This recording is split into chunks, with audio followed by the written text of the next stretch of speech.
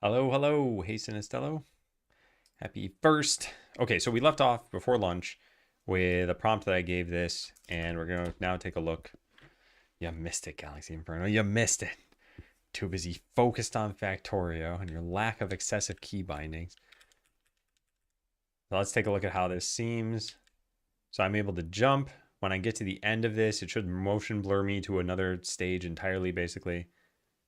Because as far as you know, this is like the game so far. Whoa. Okay. So now, does it know how I should be another region at the end of this room, I guess? And now, yeah, I can't control this.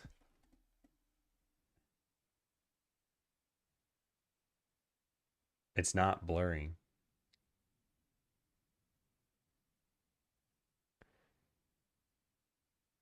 What's going on? it's, it's not doing anything. First bite. Oh man, ABC, 255 streams. That's nuts. And hello. Says the person with the transform mouse. I said lack of excessive controls. I have the excessive controls. Yeah, so this is not totally functional. Is it that something broke here? Yeah, I'm just going to copy all of this. Let's take a look. So this part's easy enough to fix. I'll just have AI do that. This is function show on this node can only be accessed from the main node. All right, you know, let's just have it fix all this stuff. So save in temp issues.txt, copy path. Actually, just open this, I guess. Open Finder. Yeah. Fix these issues. These should be easy enough to fix where I don't even need to ask it. I'll just use Luna. Yeah, sure. Oh, oops. You know, I think in another life I would have really liked Factorio. I think the whole I just see it as being like more work is rather unfortunate, but it's probably a great game. I mean, I say probably. I think the reviews are fantastic. A bunch of people love it. There's a ton of content. Steam. Oh, this is more expensive than I thought. They must have made a killing on this game. Like many, many, many millions of dollars. Wow. Good for them. Good for them. Yeah. Yeah, I've read some technical articles on Factorio and how they did pathfinding. I think it's pretty impressive. I think these are the kinds of things where, you know, for the sake of stuck in a broken tutorial, it's probably not worth going into that level of effort for any of the sub games. But probably the next game I make, unless this does really well and I'm going to make a sequel or something, the next game I make will probably be some just, you know, single gameplay loop kind of thing that I do. Maybe it'll be spin-offs from this game though. And then I feel like the depth pays off a little bit more. Hey, Unknown. It's work and it ruins your work-life balance. Yeah. Yeah, it becomes your work-work balance if you're addicted to Factorio. Bought for like 17 in beta. You know how many hours people played? They didn't try. Oh, yeah, yeah, yeah. There was a joke someone said in chat where it was like, if you rated Factorio based on how many hours of gameplay you get, it's essentially free because the numbers trend toward infinity. AC17R. There's a right way and a wrong way to play it. I'm not really exposed to that sort of thing, so I'm not aware of that. Whoa, that looks super cool. We should probably do that. But the character is just like hard cut warping ahead. Yeah, we should probably do that. Consider that sidekick should probably just hard cut to other scenes or other positions within the scene that they're in. This effect should happen maybe like once in the first room and a couple of times in the second room. Will I ever do 3D? Yeah, we have a 3D game planned for this one, actually, like a sub game here. And hey, Becca, 0.01 cents per hour. It's basically free. Okay, so these things are both fixed now. Hopefully I didn't take too much of our plan. Yeah, I mean, so far this has been okay. See, this is what I'm saying though about AI coding. It's not like I just give it a task and I wait for 12 hours and it's done with it. It's like I come up with a task, I review the task, I look at more things. Where did the list go? Here it is. Yeah. All right, let's go try it out.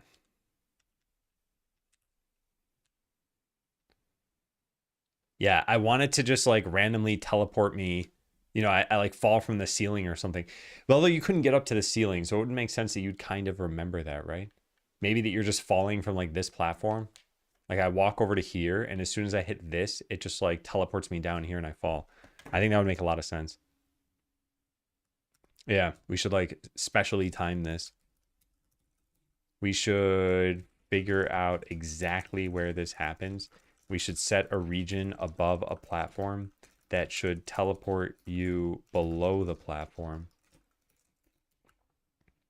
It should only trigger once as sidekick.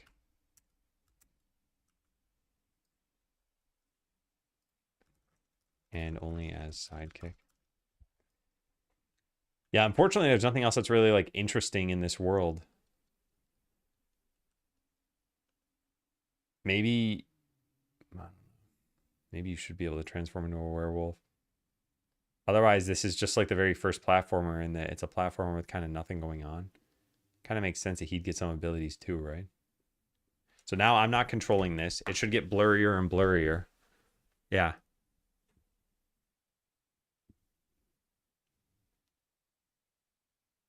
Okay, I think that should go on for another at least like 5 or 10 seconds. Because that's super cool. Yeah, that's super cool. Backtracking room 3. Where do we set this up? Oh, it's all in here. I don't want this in here.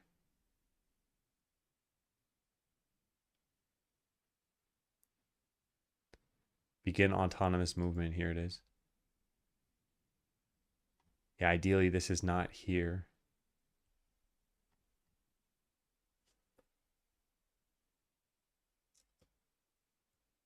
Autonomous.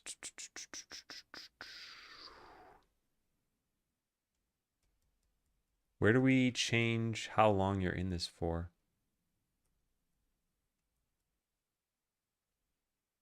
Hmm.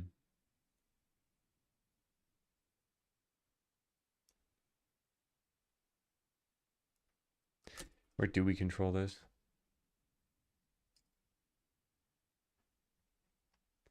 I might just need to look through everything.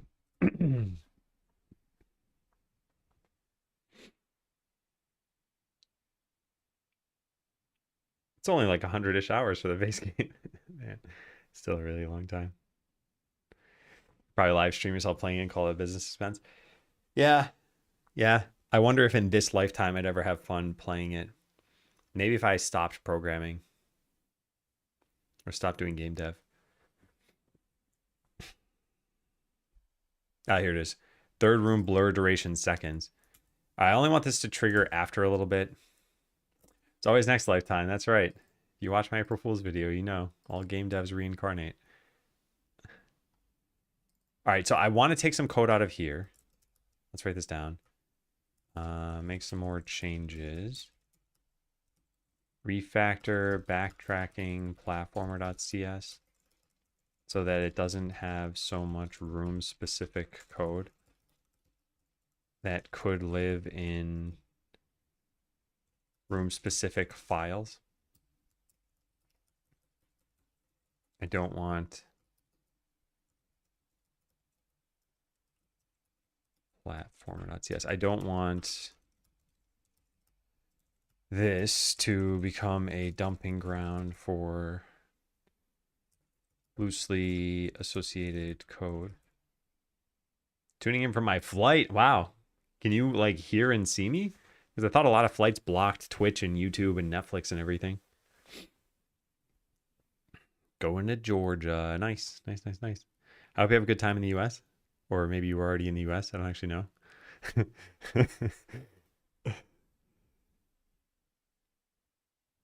Not have time. Oh, not have a fun time. Have you on 360p? Nice. Yeah. Yeah, backseating is insane. I think, I've seen a lot of people play video games on Twitch over the years. I don't really watch it a lot now. But when someone's playing a new game, there's just this desire for most of their viewers to be like, here's how you play. Here's what you do. Here's what the next thing that's going to happen is. And I really like the streamers that crack down on that stuff. And Tina's one of those people who did that. It's Tina. I have rated her before. And she has a code word for when you're allowed to actually give her a spoiler for something. And it's usually when she's spending like whatever 5 hours doing something that otherwise is completely non-obvious. And she's like, am I going to be spending another 5 hours? This is intended. Like, you can answer that question. Okay. So yeah, I want to change this. I also want the Gaussian blur in the final room should only start after 5 seconds have passed.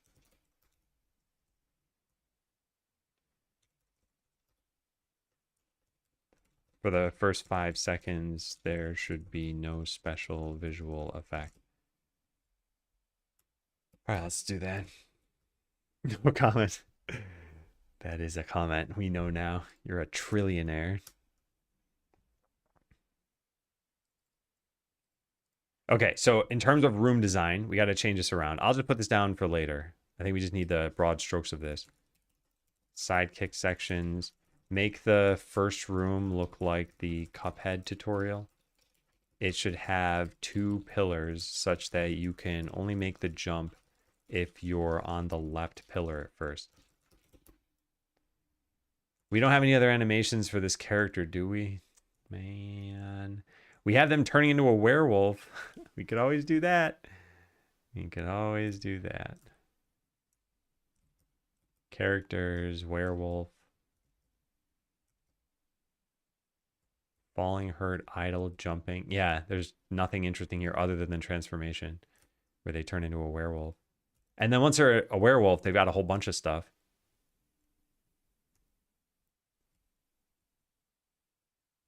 They've got attacks too. I just don't think it's going to be very interesting if you're in this game and you're like, who am I? Why am I here? I guess you're showing up when they're already starting to go nuts. But I'd like for it to feel like an actual game. Maybe... Is it too late to pivot the whole game? No, we can do that. We've got like 7, 8 sprite sheets. That's more than enough. An entire werewolf game based on this. I don't think turning them into a werewolf is good. Yeah, I think this is kind of a big problem that we have.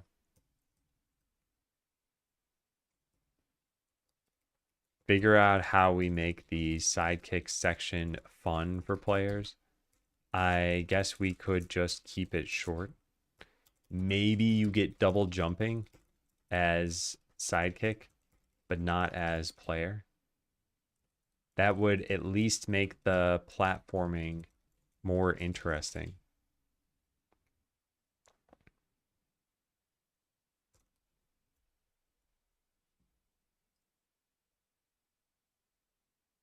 Just once in the game and never address it again. So here's my issue. Like, that's a funny idea, but the concept of like a werewolf at its core, if you're just ask someone like, hey, what is a werewolf? What do you think about werewolves? The entire point is like, okay, it's a human changing into a wolf. I mean, werewolf. This necessarily involving a transformation might muddy my point a little bit. So the transformation that I'm interested in is sidekick is going from having free will to becoming an NPC. And if we throw in the werewolf thing, I think it might distract from that. Like, wait a second, he was becoming a werewolf the whole time, so that's why he lost his ability to think, and that's why we can't do it. Hey, Piccolo. Good afternoon and a half. Yeah, otherwise I do think it'd be hilarious. Just turn him into a werewolf and never talk about it again. Maybe this is why we should consider making him into the knight character. We have a lot of attacks and animations for the knight character. At least then you'd have something you could do. I don't know. We probably also need sidekick dying at some point.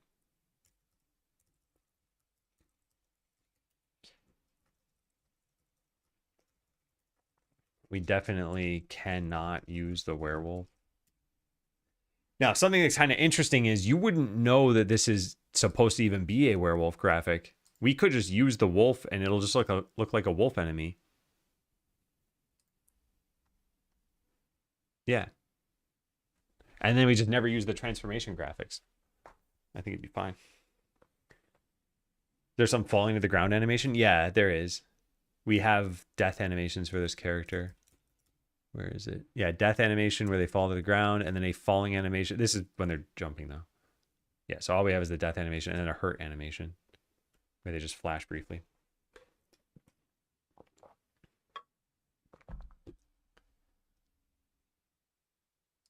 Is this done? This isn't done yet?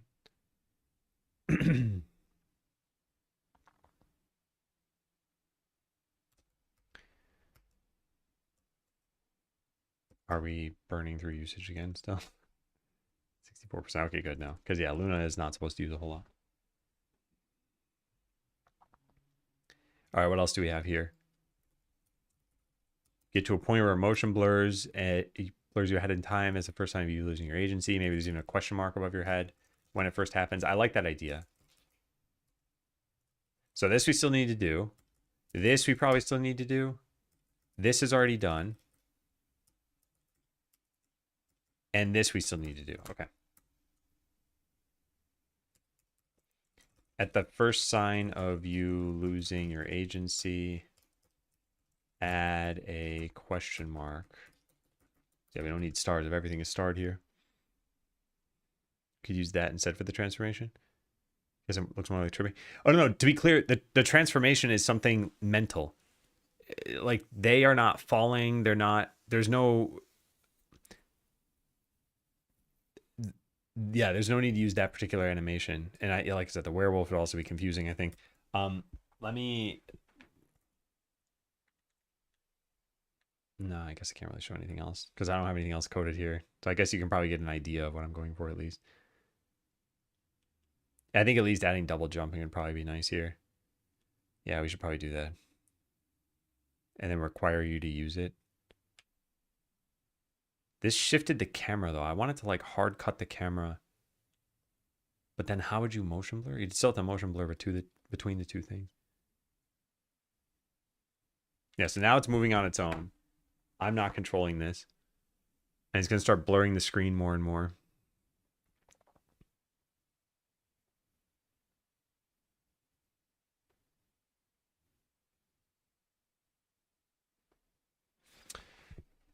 Is this the first male character in the game? No, there's also technically the first one is Tutorial Man in the farming game.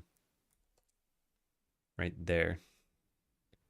And then the second one is this one. And then the third one is Sidekick. So it's the third one. Oh, playable. Yes, it is. I'm only planning on having 2 playable characters, and this is the only time I want you playing a sidekick. So the game is going to be like 99% player and 1% sidekick. All right, so this is pretty good. The final room where you end up fading out, it just blurs in nothingness. Make the final room where it blurs until you can't see anything pretty long so that it doesn't look like you're at the end.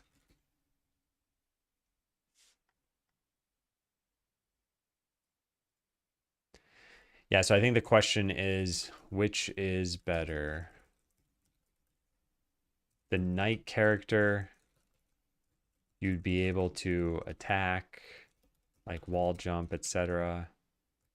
Or the human half of the werewolf, you could double jump. I mean, you're not playing as this character for too long. So the reason I'm kind of leaning toward the knight character, it's reasonable that Sidekick would have figured out some of the game, which means they would have gotten some power-ups. But then if you get double jump, it's kind of also reasonable that you might get different power-ups than someone else got. It's like, why wasn't Sidekick a farmer in the farming game? In fact, I don't even know what they were in the farming game.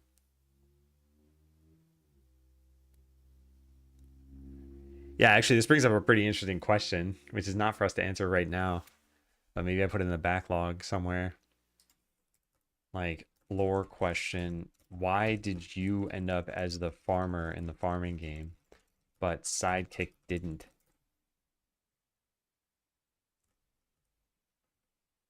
It clearly means that not every agent has the same path through the video game.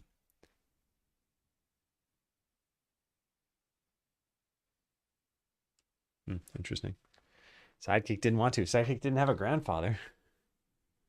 Just created with no grandfather.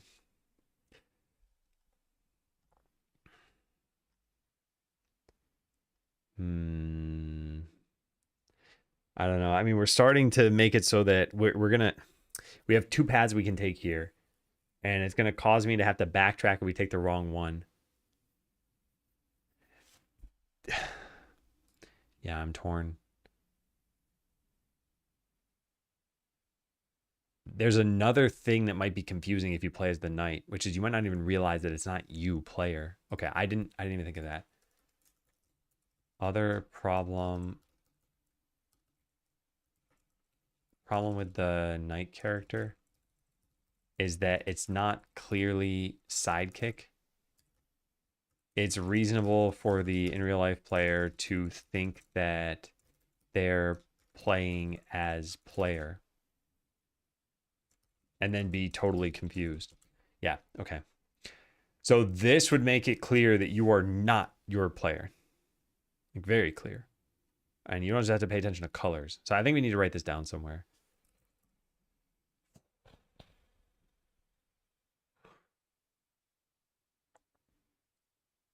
Well, let's sum that up later. I'll write that down later. Yeah, so like add a double jump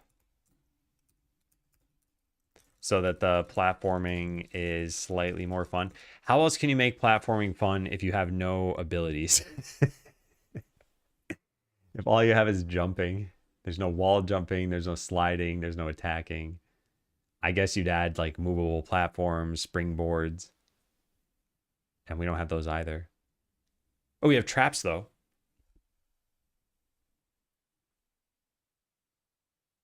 Yeah, we should probably add some traps to the sidekick section.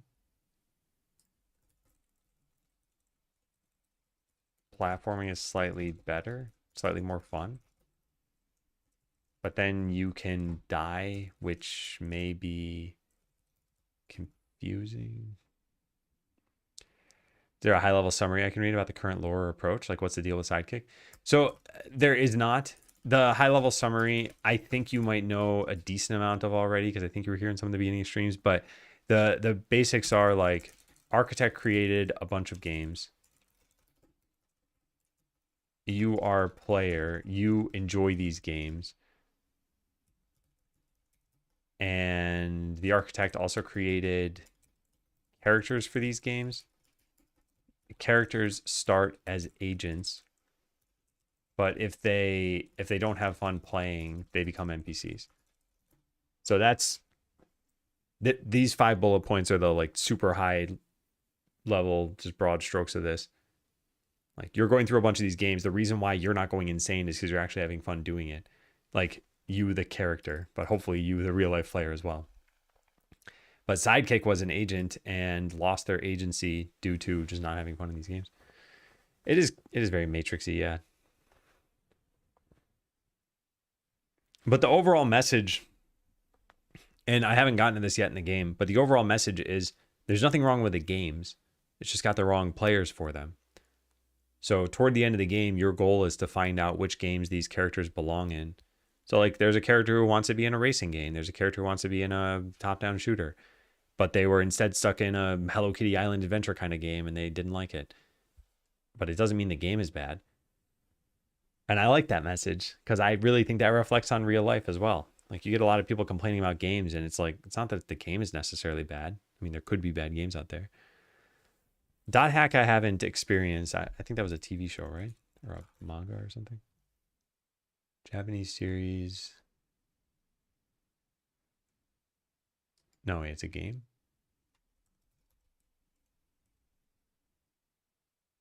Oh, has spanned like everything. Okay, never mind. It's like, yeah, it's like every form of media.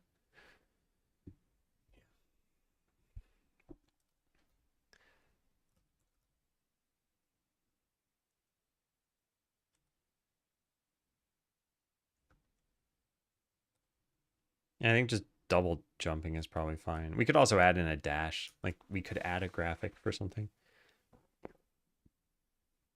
Hmm. Is there narratively to make the IRL player mourn his loss? I want to avenge him and kill the architect. No, the architect is actually friendly. And nobody dies. So sidekick is there to make you realize that there is more to this world than just you playing a bunch of games. So you meet them the very first time and they're just a person and they're talking to you. And their cool little gimmick is like they're an agent. They're picking things for themselves. So I don't know if you saw this before. Is the loss of consciousness not a sad thing? Oh, that is, but I mean, you're restoring it to them afterward. So this is your first meeting with Sidekick. Let me speed this up. Talk to this person, talk to this person. Okay, so they say, I saw you talk to those NPCs, you're different. And then you say, whatever. Yeah, whatever. And they say, Eureka, that proves that you have agency. I can't tell you how long I've been waiting for something like this. I had no idea you were the new villager to move in a few weeks ago. But please, I want to exercise my agency too. Ask me something. So you ask a question, agency, and then my hands are not on the keyboard or mouse. Oh, I gotta skip through that. And they answer for you, like for themselves here. So they choose an answer out of their dialogue box and then like expand on it. And this is the first sign of you realizing like, wait a second, they're playing a game kind of just like I am, right? Like I'm able to pick my options, they are too. So you're meeting this person and you both escape together. If I just skip through this dialogue and we go over to community center. So you leave this game and you walk into the architect's office and you get sent to different games now.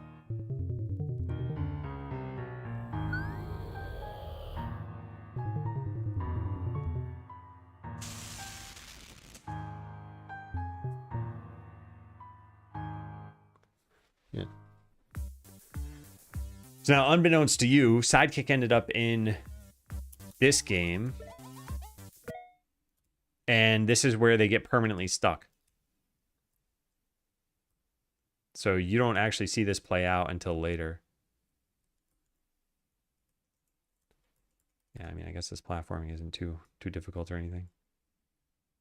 Also, it doesn't really look like we motion blurred you over there. I guess it's got to happen in the middle of a room.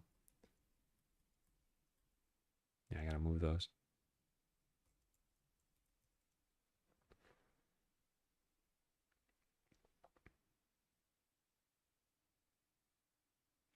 Oh, I think this always plays out in exactly the same way every time. Yeah, I didn't think about that. I think it's fine, though. The next special plot. Yeah, I spent a lot of time creating that and trying to work out the kinks and try to figure out like who actually matters here. How will this play out? So I've got a lot of different plans. Love what I see so far. Yeah, thank you. Yeah, I think it's really shaping up. And I mean, even the games themselves, like there are a lot of really nice touches that I've added. Like this game in particular, I think it's just a fun game. Like it starts out like Zelda. You eventually get to this thing. You bomb a wall, but the bomb is gigantic and blows up the whole dungeon. So you can never make it to that staircase on the side. And now you enter this like endless runner style thing where your goal is to just keep collecting coins, keep running, get some power-ups. I'm moving super fast because I cheated. But yeah, then you eventually escape through this. And yeah, make it back to the architect's realm.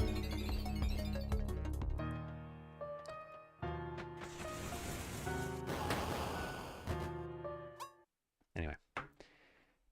Okay, so we got to move those trigger regions to somewhere else. So this is not going to happen. We got to write this stuff down. Write this in the design document. Change where the trigger regions are so that they're in the middle of each room. Still feel an innate urge to avenge them. Yeah, I mean, you're not really. They didn't die.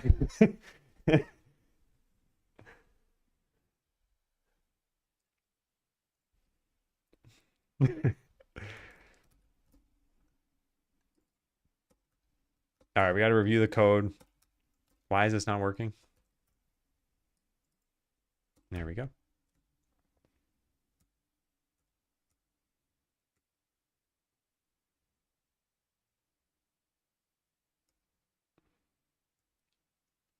All right, that's fine. Yeah, that's fine. This is... We changed how this works. We don't have tile maps in here any longer. Yeah. I want to make sure these aren't all just loaded for good, though. Something's got to change that. Are the process modes turned off or something? It's set to inherit. Is this off? That's also set to inherit. Uh-oh. What are we doing? What are we doing? Yeah, these are the same. Something's got to turn these off, right? Process. Disabled. Deactivate. Okay, so do we deactivate everything else? We deactivate sidekick and player. We don't deactivate the rooms.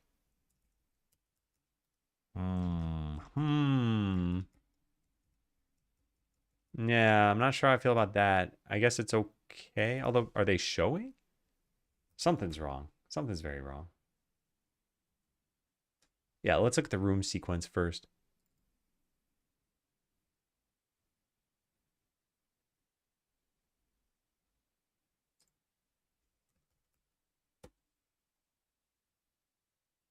Activate room.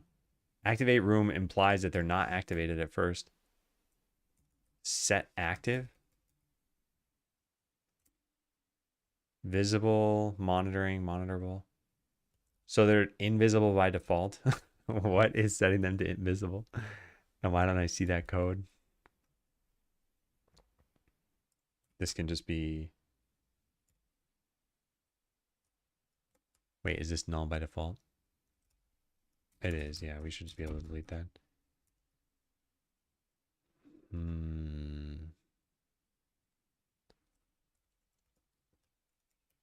I don't know what handles that. Oh, here it is.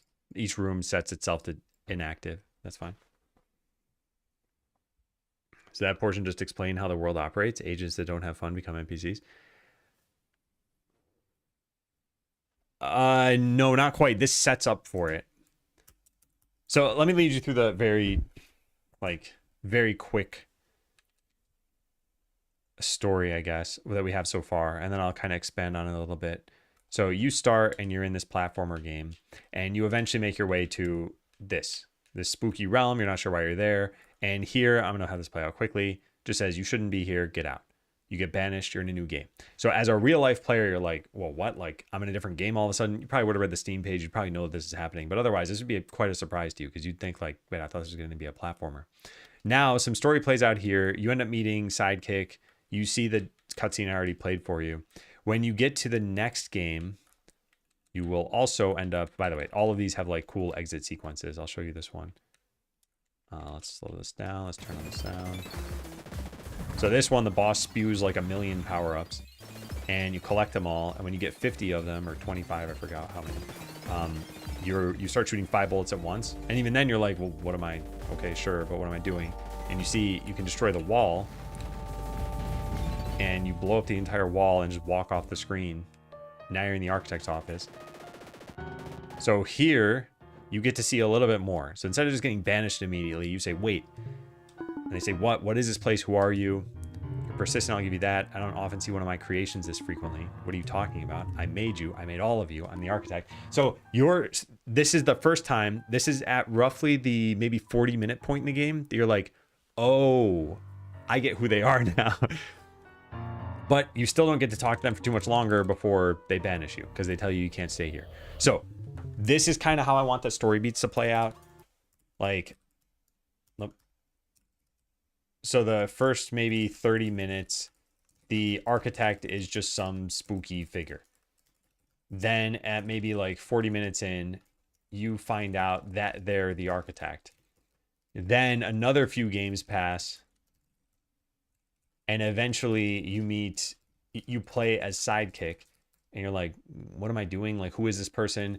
Then another couple of games, and you come back to that game as player, and you now rescue sidekick. You don't know why they needed rescuing. Actually, no one does. Not you, the IRL player, not sidekick, and not even the architect.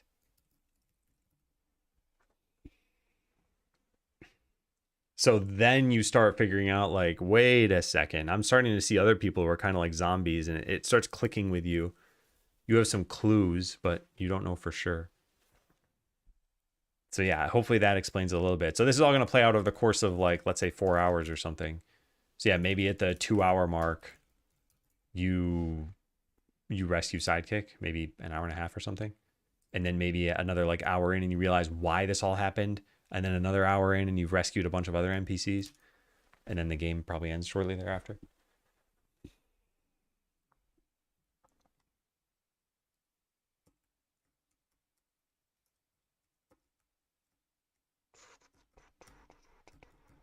Okay, I'm fine with this.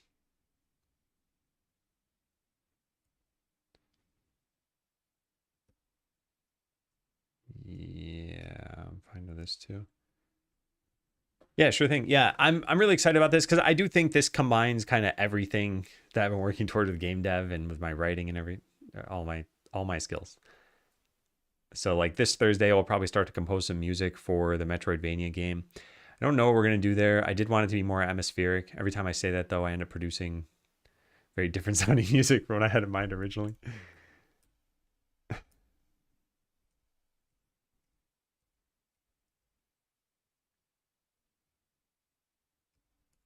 All right, if it's autonomous, why don't we just, oh, because we need the same physics process. Yeah. Okay, that's fine. Entrance fade duration seconds. This is fine too.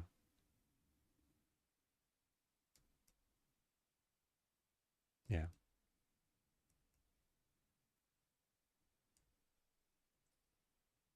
I don't care about tests. At least not now. All right, so backtracking room. Have I saved this file?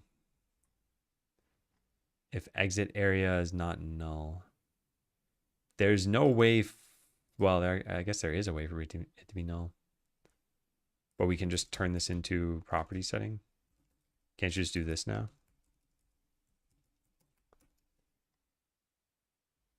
And can't you do this too? Yeah. Hey, Franken.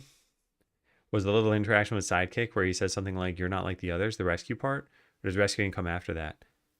Yeah, rescuing comes after that. So that's when they're still an agent. Like they still have free will. You see them exercising that free will. And then you both break out of that game together. So that's game number 2. In game number, let's say 6 or 7, you will be Sidekick and not maybe realize it at the point, but you're becoming an NPC and you're playing that out. So that's why we do this stuff. And this, like I said, this isn't super convincing yet. But we're going to have these little glitches happen where it's not even like super interesting glitches. They're just like, something's weird here. What's going on? Oh, that clearly doesn't work because this is null. Yeah, so I guess this can be null depending on when we call activate room. We're probably calling this before we've called init. Oh, I probably should have just looked at the I probably should have looked at what the stack trace is. Yeah, how's it going, Franken? How has life been treating you? So what is the stack trace for this? This comes from init. Init doesn't... Oh, we don't have an active room at first? I see. Okay. Well, I think we can just do this. In which case, you probably should allow it to be... Yeah, this is going to look like a problem here.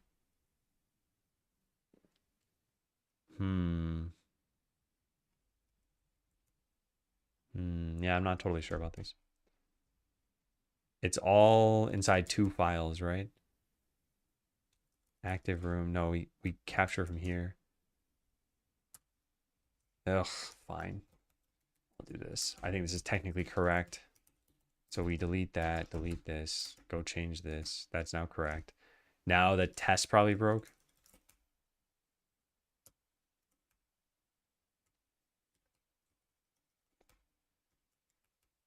Yes, dereference a possibly null value. All right, well, we're just going to delete that. Yeah, great. What's going on? Is it from the last streams? Yeah, I showered last night instead of this morning. I just, yeah, I just wanted to shower. And then this morning I started early instead of showering again. And I asked my wife, I'm like, do you like this? She said, yes, I like that a lot. The hairstyle. So I'm like, okay, fine. I'm not a huge fan, but I'll stream. Everyone's going to comment on it. What are you cooking tonight, Appressel?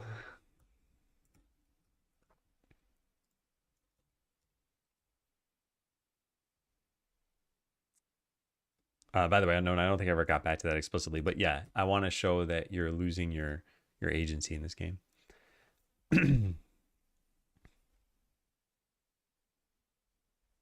Not oatmeal. The only other thing, chicken and rice. Gotcha.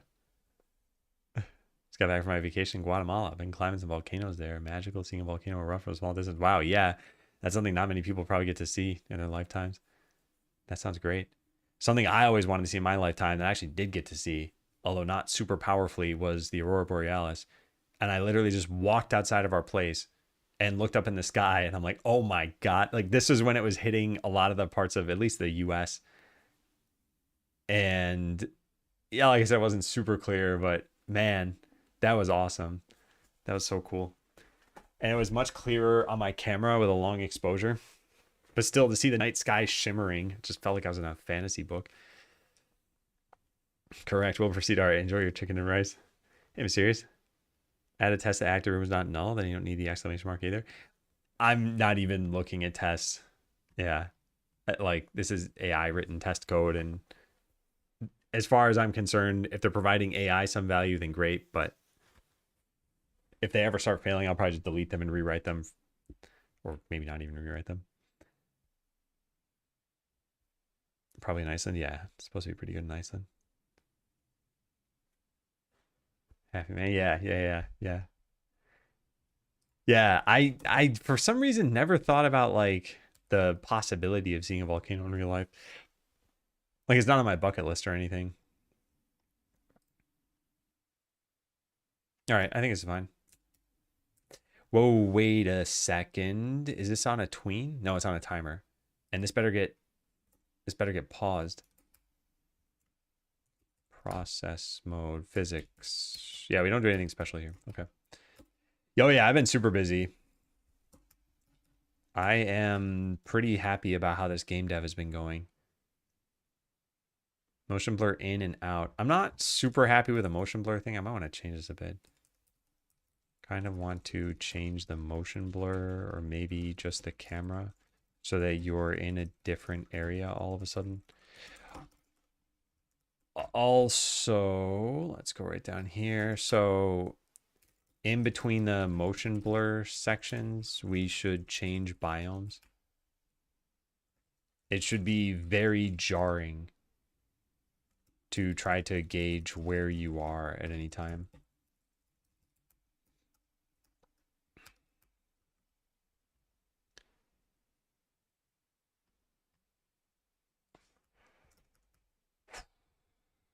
Okay, this is all fine.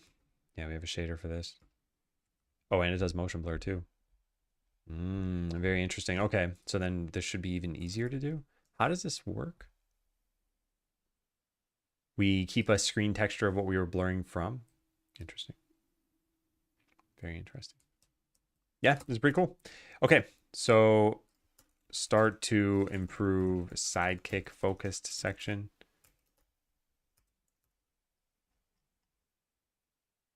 Yeah.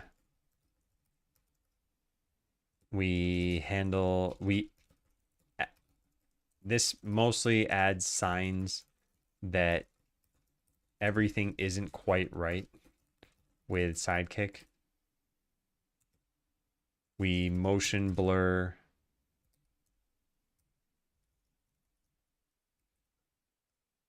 We motion blur between rooms and then eventually blur the whole screen.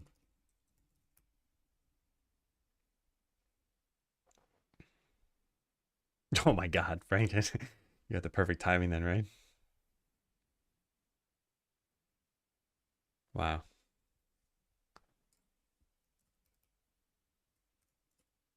Yeah, I remember when COVID had first started that some people got like trapped in a different country. You know, they were there for travel and then just travel shut down and they were just there for like a month or two with no way to get back. I don't know how I'd feel if that happened to me.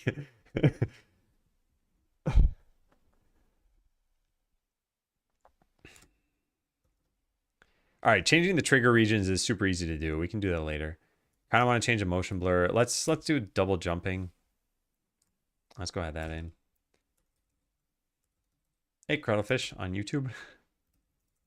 In the backtracking platformer game, add the ability for sidekick to double jump to jump again a single time when in the air.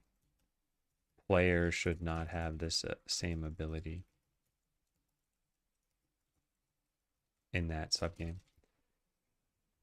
I don't think there's anything too crazy about this, so let's just set this down to Luna and kick it off. Actually, let's do this on new work tree.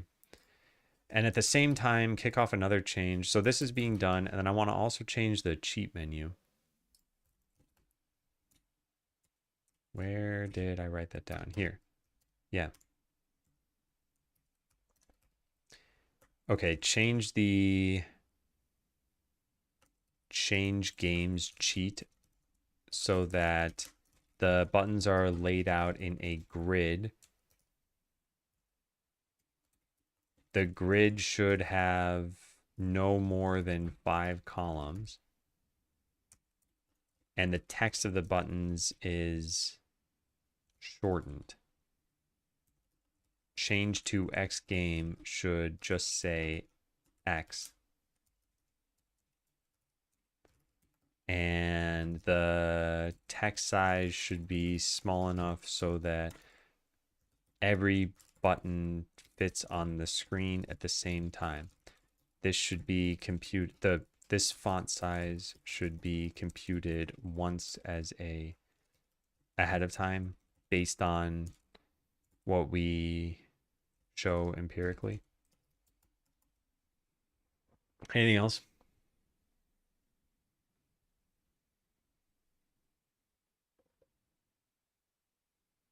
Yeah, that's pretty good. All right, so this too.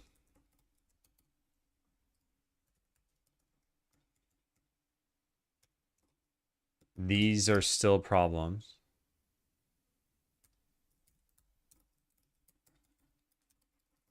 So we want to put all this down below on the list. And then while that stuff is working, let's go and change the design document.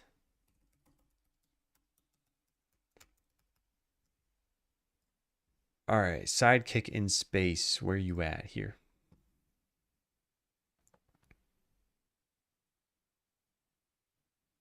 Did I write anything about the knight in here? I don't think I did. Just copy this. Knight. No, I did not. Okay, let's write it somewhere. Sidekicks sprite. We shouldn't use the werewolf because the one defining characteristic of a werewolf is its ability to transform, and I don't want to muddy the mental transformation that's happening in Sidekick as you play. I could easily see players getting confused thinking that he's losing his humanity or something and not just his agency, which I don't know, they're kind of similar. But then the other thing is we shouldn't use the knight graphic because the knight is in a full suit of armor, and I'd be concerned that IRL players would think they're playing as player. Yeah, so this graphic, you can't tell, is this the main character you've been playing the whole time? I mean, we colorize armor even, so you would know that, oh, I didn't choose blue. But other than that, you don't know who's underneath this. And it's important that you know that it's definitely not you. And I'm not certain if people would comment on it. I am kind of curious. For those who haven't seen this, so you customize your palette at the beginning and their colors you choose, and then you immediately see the effect. So like obviously you know you chose your colors. It's not supposed to be confusing or anything. So you hit start game, you know delete one of these slots, let's say, and now you change your color. So let's say we set our hair color to purple and our shirt color to green. Okay, so green and purple. We start the game. We're looking at green and purple. You go to the next game. You're seeing, you guessed it, green and purple. All of these games, you're going to see this everywhere. You're even going to see it in the UI elements sometimes. So at no point are you like, I'm confused at how I'm green and purple here. Like you picked those colors at the beginning. So if you all of a sudden go to a game where your character's like blue and red, I think you'd notice, but I don't think everyone would notice. And that's why I think we can't use the knight character. Like maybe 80% of people would probably notice. Everyone else might just be like, oh yeah, those colors you just couldn't customize for some reason. Or maybe it's a bug, or maybe it's going to be a glitch in the game. In fact, actually, because it's called Stuck in a Broken Tutorial, maybe like 60% of players might comment on it. Maybe even fewer. Where's an impressive hat? No, that's kernely. That's what you're thinking of. All of a sudden cleared up and erupted. Felt like a miracle. Oh, yeah.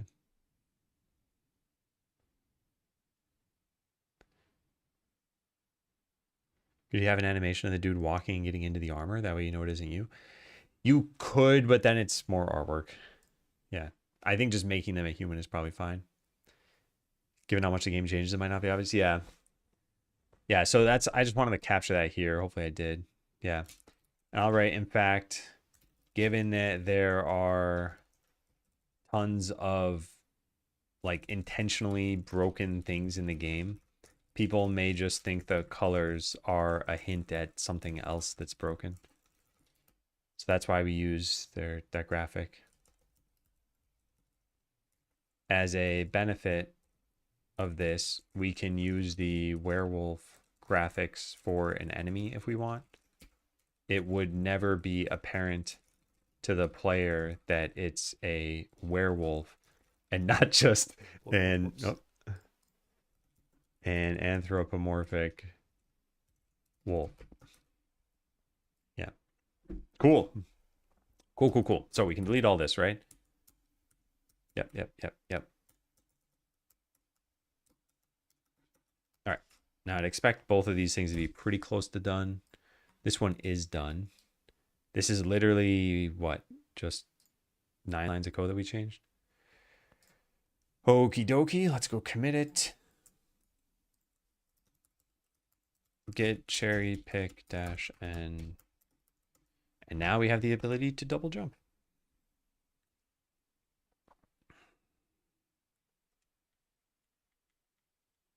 I should probably just make it start us in this game. Whoa, wait, no, we cannot double jump.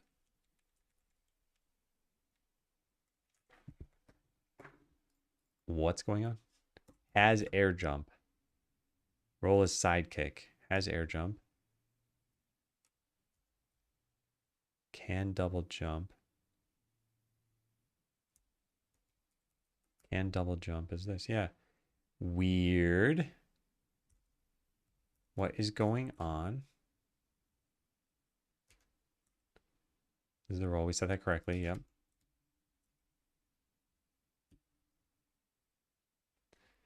If started jump, can use that. Can use this. Yeah. So is this not triggering?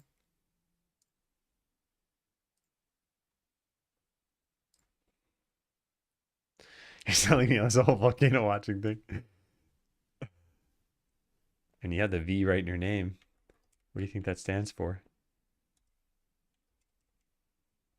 Okay, it is happening. I just don't see an effect. Oh, now it's working. Did I do something wrong? Huh, strange. Okay. Now, this is fine, but I do think we need some kind of effect that you double jumped here. Because otherwise it just looks kind of weird that you're jumping again in midair. Maybe just even like a particle. Yeah.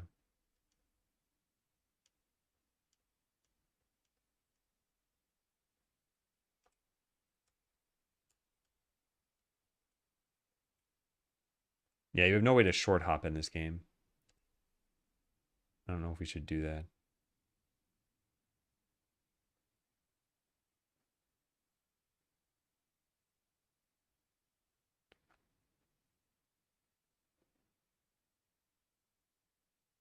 I think I want that blur to get more intense. Or intense more quickly, even. So I'll add this to the polish section. Add some, well, this is the world. Add some particle effect when double jumping. Even just a puff of air / smoke is probably fine.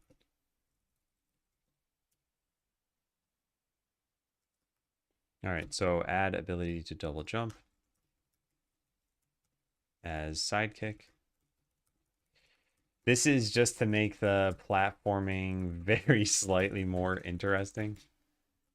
It may not even be necessary. You're here again.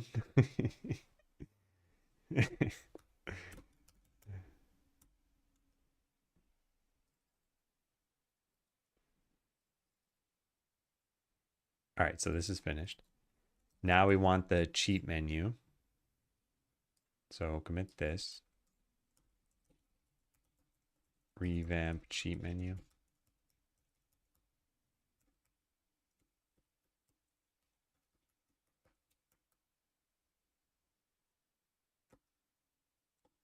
Interesting.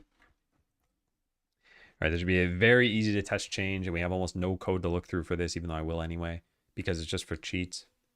Oh yeah, look at that. Look at that. So like I said, if we have a 5x5 grid, the farthest you can be from any given node Manhattan distance is 4 movements. So to get to the center, I go 1, 2, 3. Well, there's no. I don't actually have the 5x5 grid, but anyway, the next button would be there, so it'd be 4 movements. But even to get to the one that'd be in the 4th row and 4th column, you'd press left, left, up, up, and you'd get to the one that's here. So this makes it so that it's 4 at most for us to be able to add another like 14 entries here. This is pretty nice. And then we could always arrange things in a 6x6 grid if we had that many different things we needed to do. But yeah, I like it. Looks good. Quit.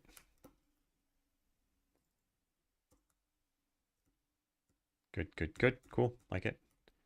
Empirically fits the longest current game name in each of the 5 columns. I'll just say this is to accommodate 5 columns of game names.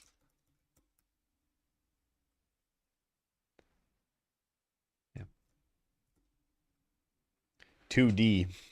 You're saying if I made it 3D, we could make it even fewer? Or am I misinterpreting?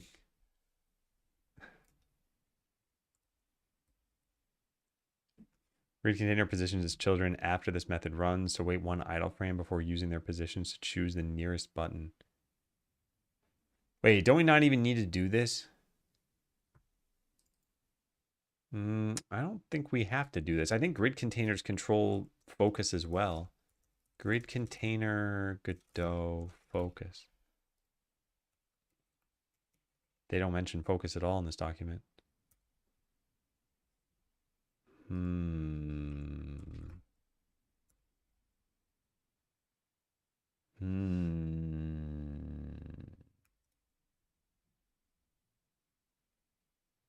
All right, well, we might need to validate that. Validate whether we need special focus handling or if grid container does it for us. Update, change games, grid focus navigation. Yeah, there's like a whole lot of code devoted to this. Now, as mentioned earlier, this is all in the cheat menu, so like I don't really care if this is bad code. Use not null pattern. What does that look like? Oh, sure.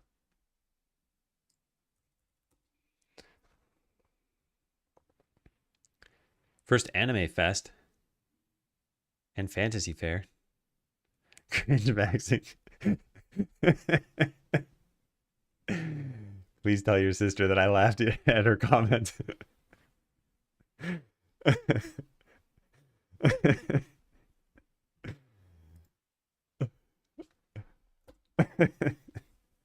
I mean, you probably had fun at these things, right?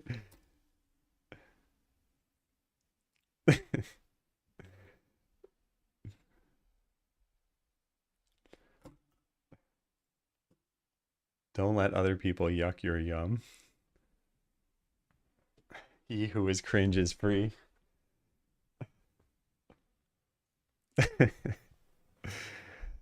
I don't know if anyone's ever said that before, but I find that pretty funny. Okay, I might as well just ask this. Does Godot automatically handle focus for grid container on its own in this situation? I don't see anything in the documentation, but you could look at the code itself here. Temp Godot get CD.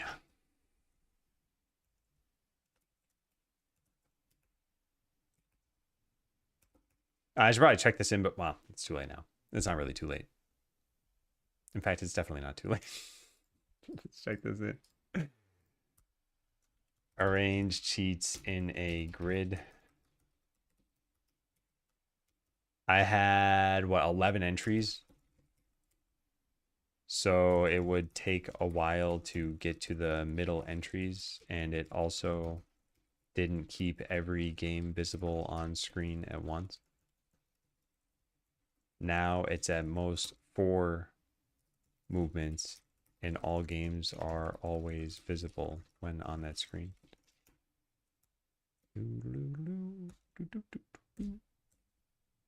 No, grid container does not implement focus navigation.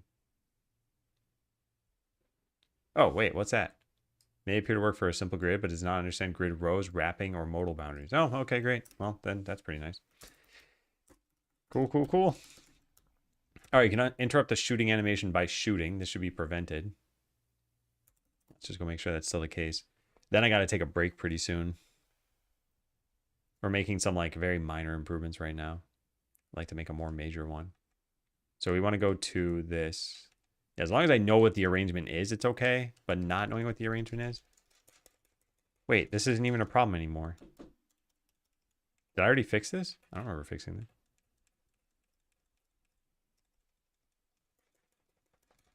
Yeah, what?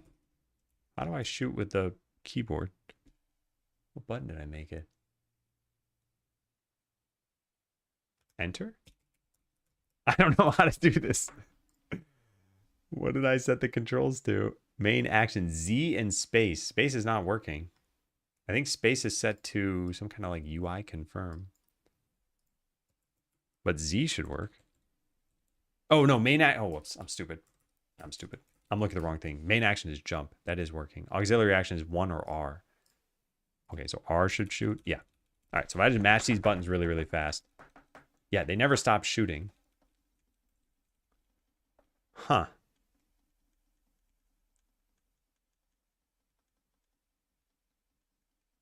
Chosen from Smosh for the anime thing.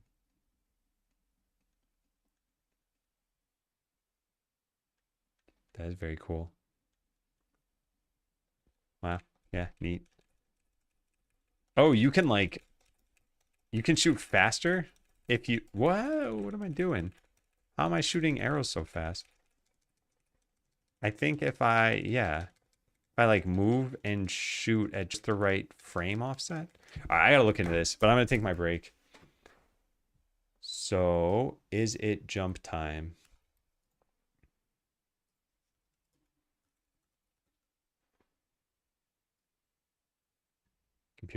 Computer. Is it jump time? It's jump time.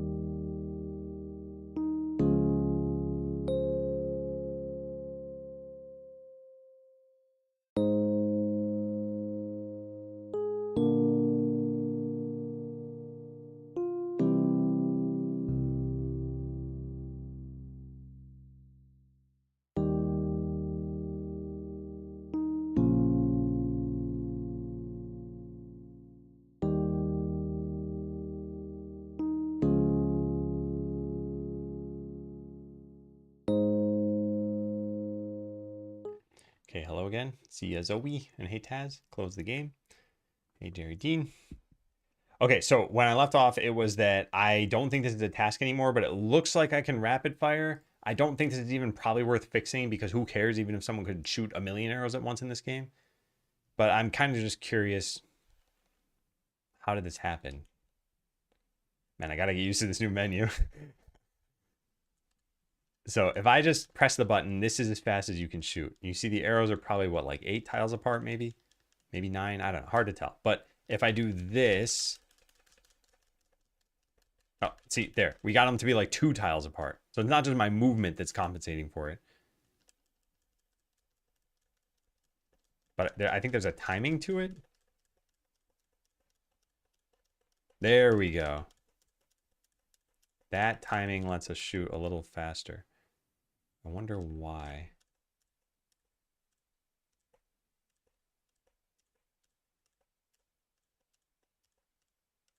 Oh, because we don't have to finish the animation. That's all. Oh, never mind. Yeah, this is not a problem. I'm just timing it really well. When I say really well, I mean the times when I actually do it correctly. It's just the timing thing. Yeah, it's hard to get used to. There we go. That's a little bit more consistent. All right, anyway. So you don't have a double jump here. You won't actually start with the wall jump. You got to earn these as power-ups. Also, when wall sliding, maybe you should be 1 more pixel to the side. Maybe it's just this wall graphic. I can't tell. No, it's not that. And same thing over here. Yeah, we're like 1 pixel too far. Wait, no, that one looks good though, right? It's really hard to tell because, yeah, it's really hard to tell.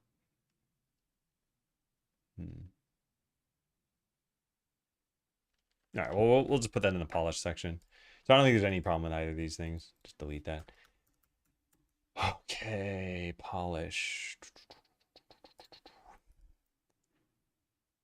And this is all for backtracking platformer, right? No, it's sidekick in space. Oh my God.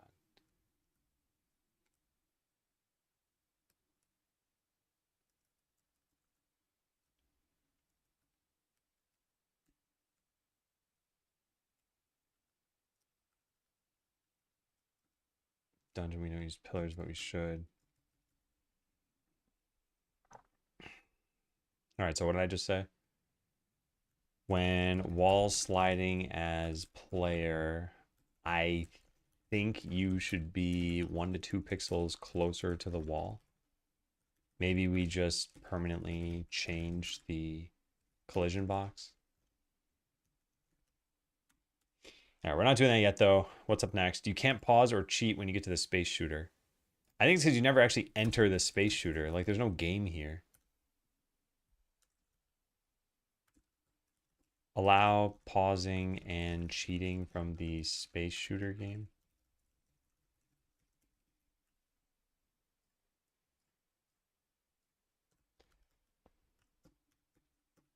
How are we doing on this? Yeah, okay, good. Yeah, Luna's basically free.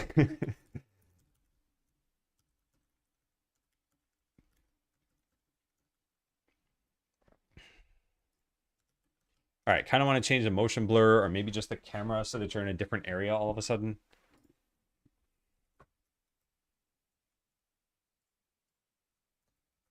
No smoothing, reset, physics interpolation. First sign of you losing your agency, add a question mark above your head when it happens. Do I want to do this? I mean, this is not the most important thing. Enemy shoots you and you die. Does that have to happen for sidekick, though?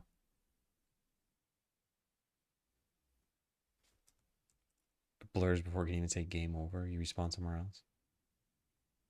I think it just fade out and then fade back in. But in this case, it shouldn't even fade out.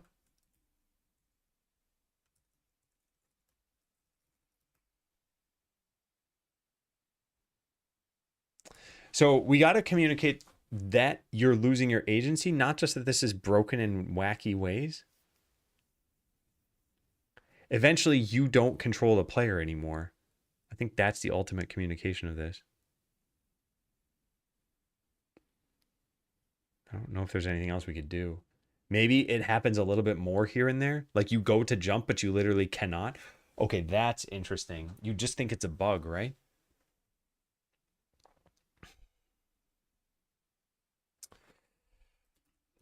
How else do we communicate that you're losing your agency?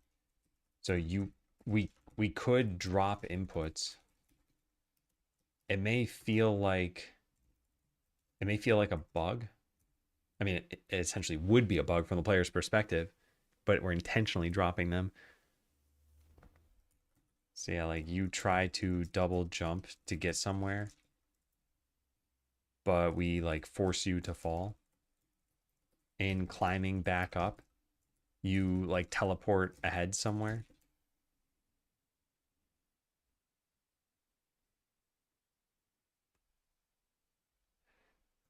But how would you reconcile this with the other glitches? You're time traveling too. Not having fun? Yeah, well, an extended amount of time of not having fun or being stuck. So there are characters who are in games that like their definition of fun is just what they're seeing. So like Tutorial Man, my headcanon for right now is that Tutorial Man is an agent. He just loves messing with you. He does a bunch of weird stuff. So when you encounter him in after your dream, so if we go to here and do this, so you go outside, and I'm gonna speed this up. You talk to him, and whoop, okay, so he walks away. Now you walk around, you harvest these strawberries. You eventually might walk to the side. Let me speed this up a little bit. And in doing so, you realize like, okay, that's not how a character is supposed to walk. And if you let him just keep doing this, he walks through the fence upside down and eventually through your house. So it's like, in my mind, this guy just likes messing with people. He just does this.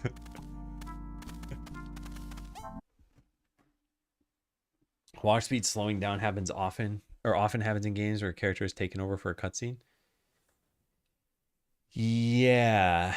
Yeah. Your character just starts moving slower, I guess.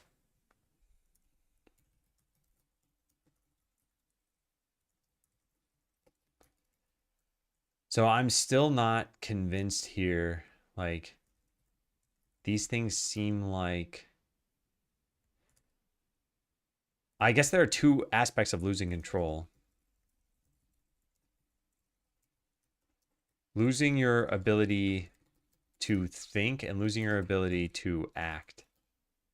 So this could be like, we lock your controls, we change speeds, and this would be something like we blur the screen, we flash forward to a new point in time. Hey, Nadzane.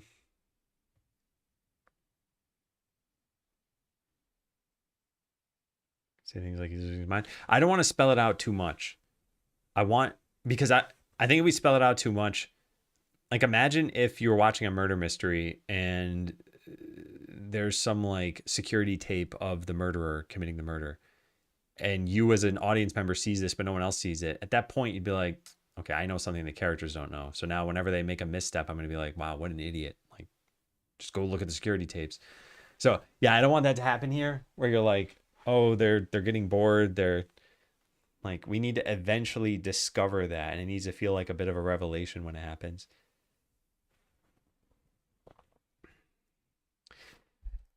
Yeah, so will this be communicated clearly enough that Sidekick is losing agency? I guess you eventually have your dialogue with them. What do we say there? Another human all the way out here? Lovely weather we're having, isn't it? Wait, that sounds... Wait, that voice. Is that you, Sidekick? Where am I? Who are you?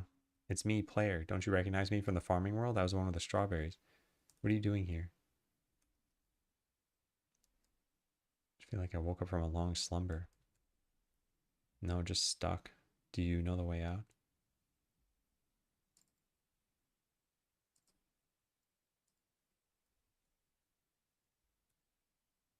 Uh, yeah. Does this communicate that they lost their agency? It's clear that they were like in some fugue state, some kind of, yeah, they're losing their mind a little bit.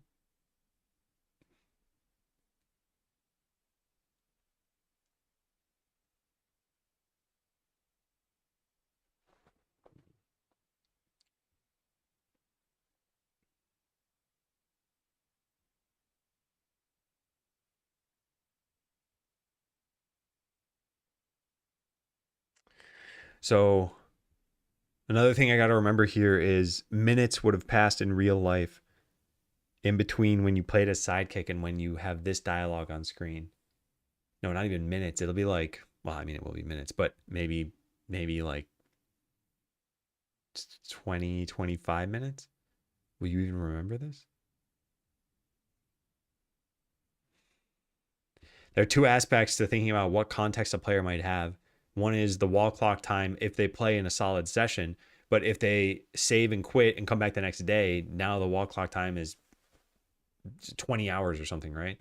Like they might have definitely forgotten by then. If a week passes, now there's only so much you can do there because this was a very common problem in old games. Like if you play Ocarina of Time, you play for 3 hours and then you stop for a month. You're not going to remember what you did or where you were supposed to go or what that NPC said.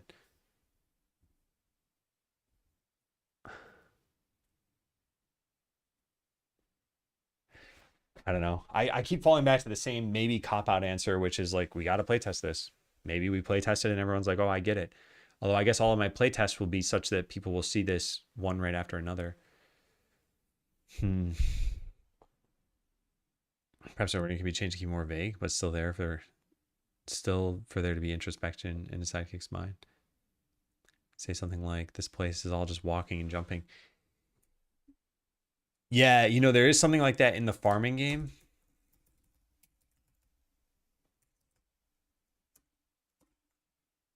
Sidekick says, forgive my manners. I'm Sidekick. I'm not from around here. Have you seen other worlds as well? And you say, yes. And they say, I thought so. I've seen two myself. I left both by accident, but it makes me think there has to be a way to escape the drudgery of this one. So this is kind of a way that they say that this is boring. Maybe, yeah, some comment on like, I was just, yeah, like you said, I'm not trying to claim this is my idea, but I was just walking and jumping for so long.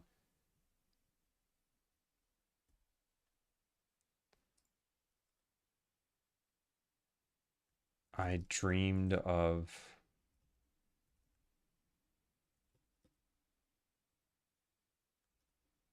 I had an endless dream of walking and jumping, walking and jumping.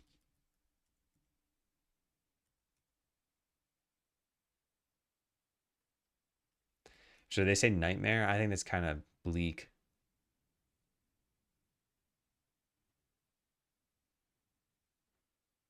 Yeah, I think it's kind of bleak. Just keep it a dream. Yeah, Gio, how you doing?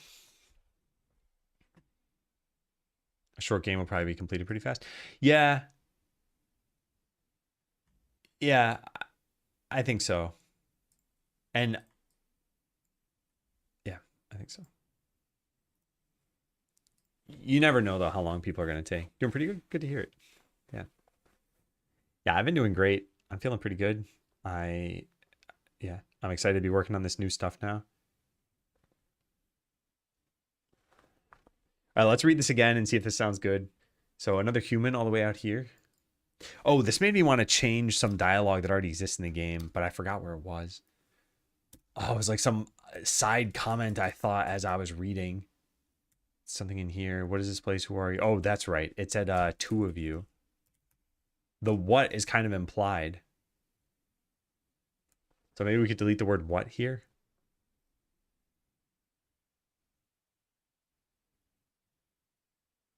Yeah, I think we should. What game am I working on? Stuck in a broken tutorial? I think I had probably like just started it when you were here last time. You know what I should do? I should change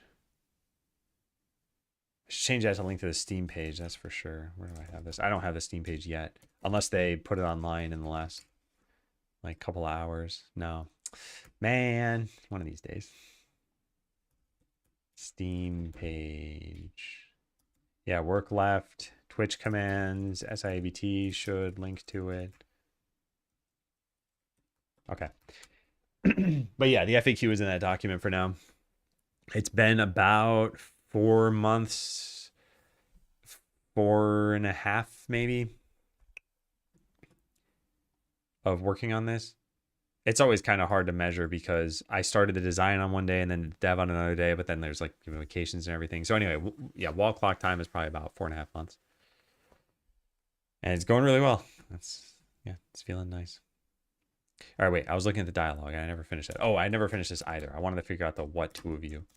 Yeah, let me just write this in the backlog so I don't forget. I look it up at some point in the future. Where the architect says two of you could probably trim the what. I think it's implied from the exclamation.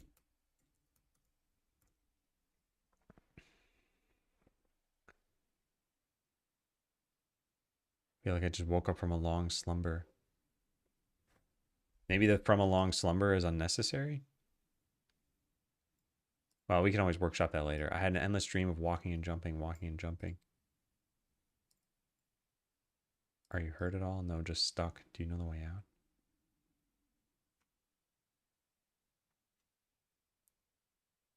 Yeah, nice. Nice, nice, nice. Okay, great.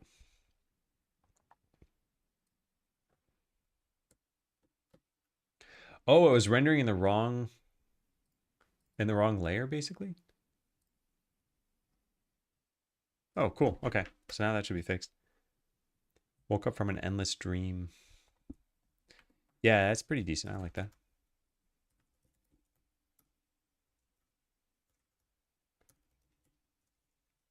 I feel like I just woke up from an endless dream of walking and jumping, walking and jumping. Yeah.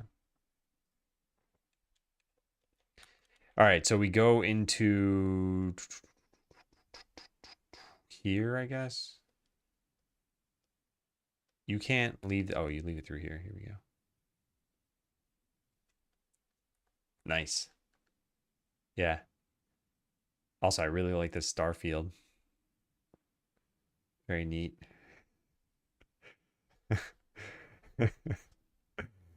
Very cool.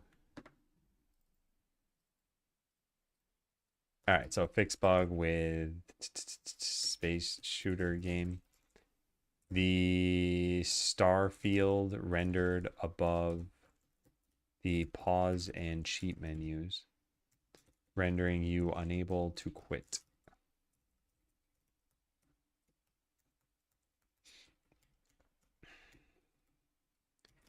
Okay.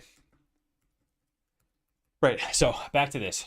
Are we communicating this clearly? Can we do something different here? Move your character more slowly. Lock your controls. Drop inputs.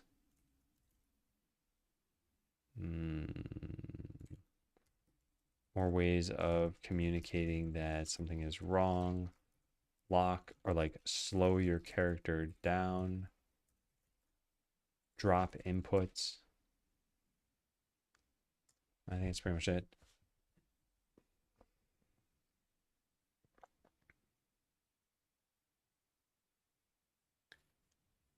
All right, so we should make the second room a different biome, which means we should go add in the other graphics. Tile set. Where should you go after the dungeon? It's your first time in this game. I think going to a snowy tile set could be interesting. We have all the ones from the webpage. Where's the webpage? Yeah. We have forest, dungeon. Dungeon's where you are, so we can't put that again. Forest, jungle, desert, snow, and graveyard. I think graveyard's a little too similar, so any of the other ones would probably be fine.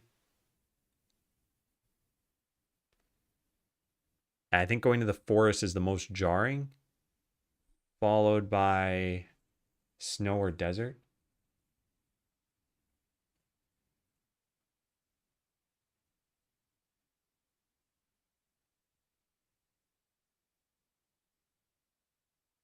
Yeah, forest then desert, I think. Or snow and then desert. Yeah, snow and then desert. Okay. So snow and then desert. And the reason I'm trying to do this, I want maximum contrast. And my thought process is the forest is very different from the dungeon, but it's not very different from the snowy place. And these are like wildly different temperatures, most likely. But it probably doesn't matter in the end, and I'm probably overthinking this. All right, so desert, and then what did I say? The snow one? Yeah, so we want both of those. So let's go get that. Export tiles. And what is this called? Desert tile set. Desert tile set. Okay, cool. And then snow tile set.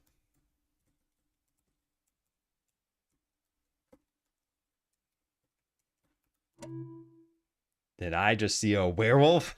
Yes. Hey, never will. Could also predict things from the map, like a trap opening or an enemy springing out to indicate that they've been there for a while and know the map. Well, that's pretty interesting. I like that. Also, I want to give you a point for the workshopping of the text. I think it's good to talk about that stuff. I'll write this down over here.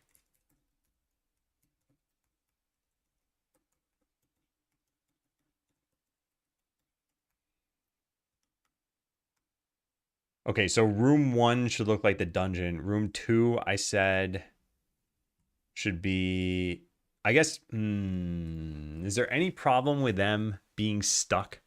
I mean, they're like shirtless, right?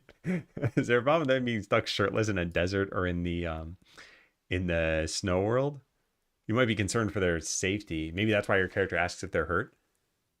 But if they were in a forest, you wouldn't at least be concerned about that, maybe. So maybe we end with them in the jungle. So we go to desert and then jungle. Okay, that's probably better.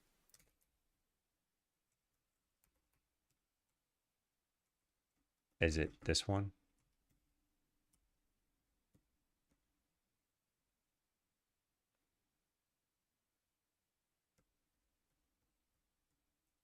Is it this one? I don't actually know. I don't think so. Aha. Portuguese unlocked. Okay, so it's this. So what did I say? Desert and then jungle? Yeah. So we cut out snow. Yeah.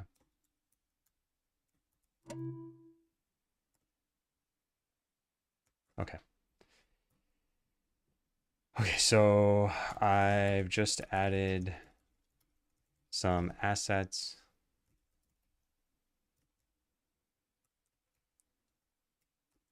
Desert tile set.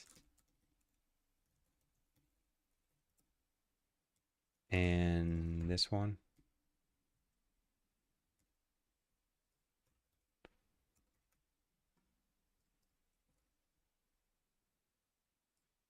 Give me one sec. Yeah, I just want to see really fast. It does translate literally to jungle.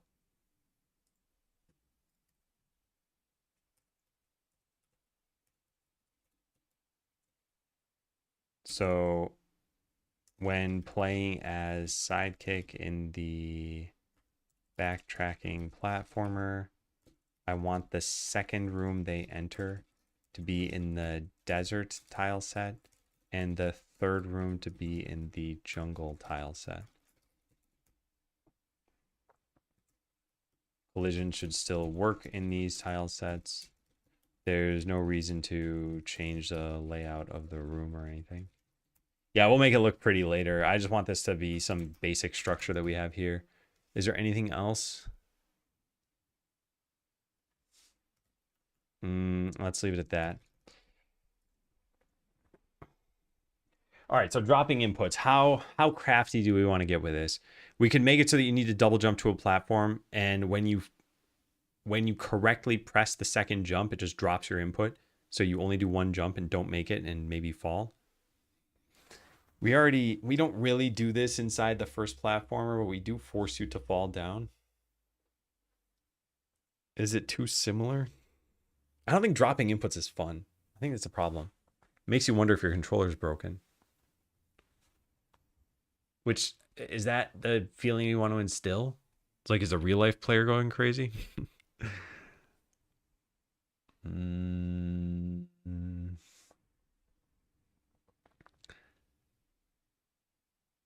I mean, I guess anything that causes you to miss a jump and then in getting back up to it, you just, yeah, I think that could be fine. This would be okay if right afterward you, like when you try getting back up, it teleports or like warps you forward in time.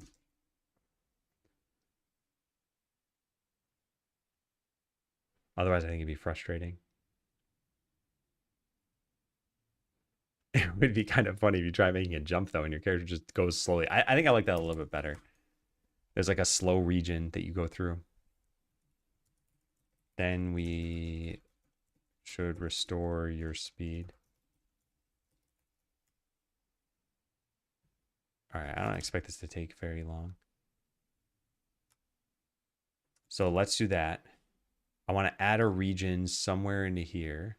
We have 3 different rooms right now. It is currently working on these rooms right here. Nice. It already added the desert tile set. I mean, it looks like trash, but still, as long as it looks a little bit different for now. And then, yeah, same thing with the jungle tile set. Yeah, again, looks like trash.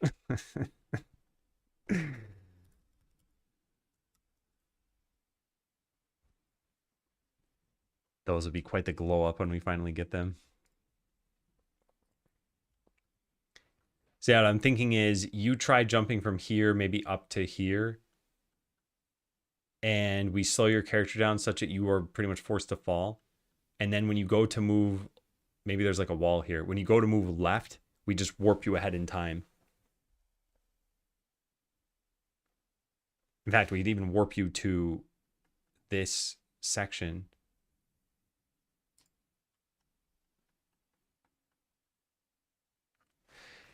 There's another thing we probably have to communicate here too, though, which is that this is taking place over the course of many, many days. How do they do this in movies? I guess a bunch of like fade cuts between these shots.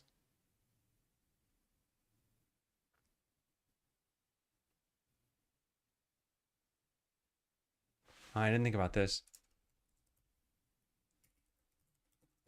We need to communicate that this is all happening over days. Maybe there's some kind of time in the UI. I mean, that's another way we could do this. But you might just think, oh, that's an intentionally buggy feature. Maybe we show shorter clips of you moving through the world, but more of those clips.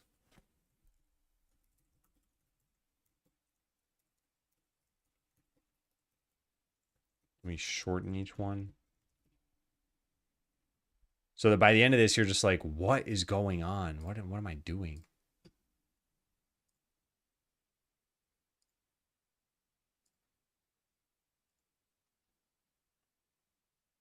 Yeah.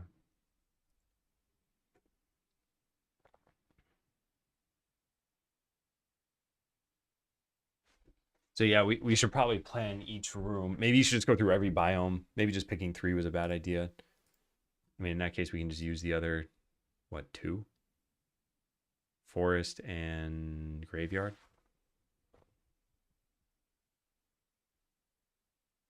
No, and snow. Forest, graveyard, and snow, 3.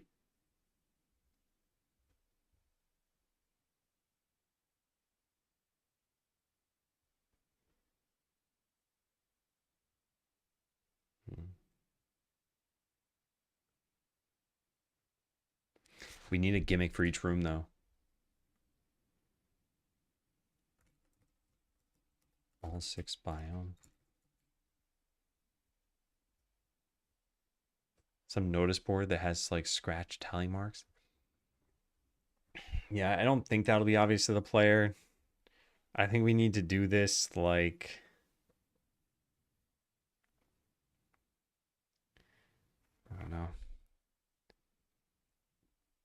Also, we could eventually skip ahead the music if we wanted to. That might help communicate. Maybe we like almost fast forward the music.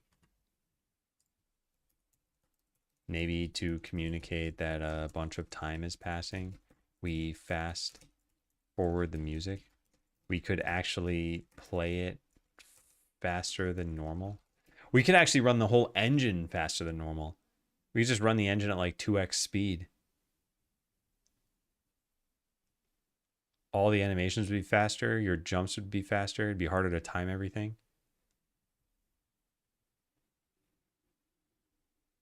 I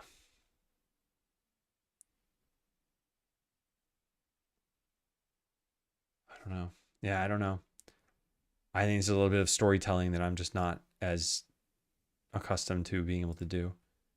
Yeah, this is all really basic, right? We just changed some tile sets out. Let's go take a look.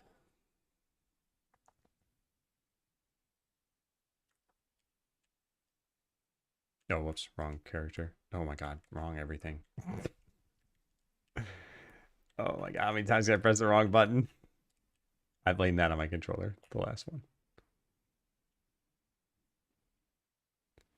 So we're gonna go from here into the desert area.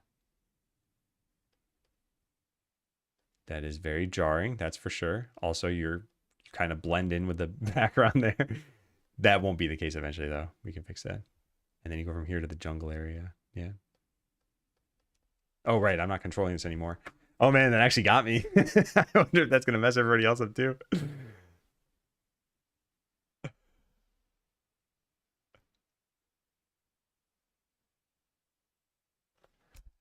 Interesting.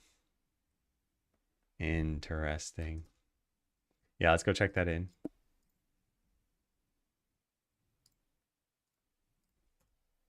Change biomes in the sidekick rooms.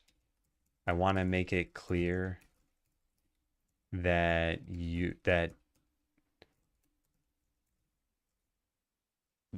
I want to make it more jarring, I guess.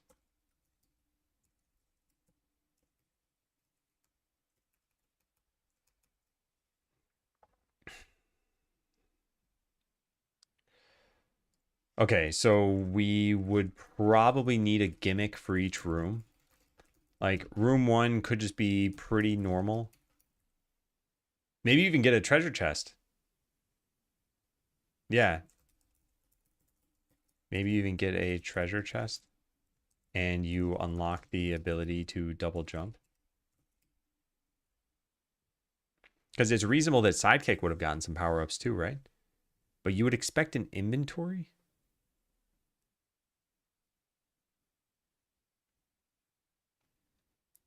No, I feel like you're showing up toward the end of Sidekick going nuts.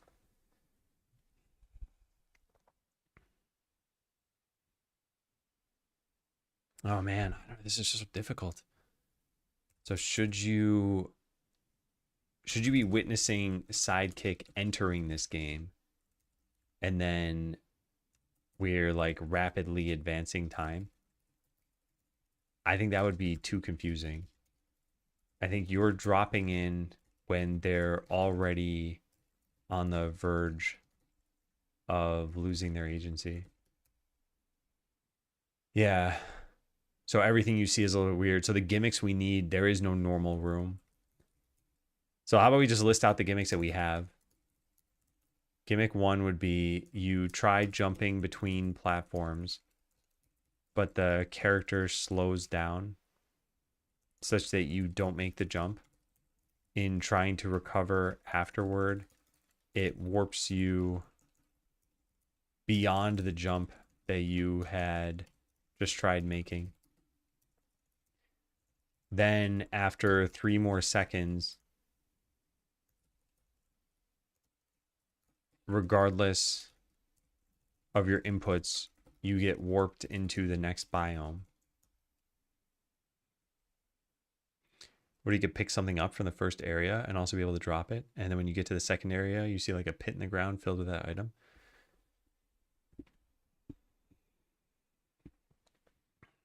Oh, something to indicate that you've been here a whole bunch of times?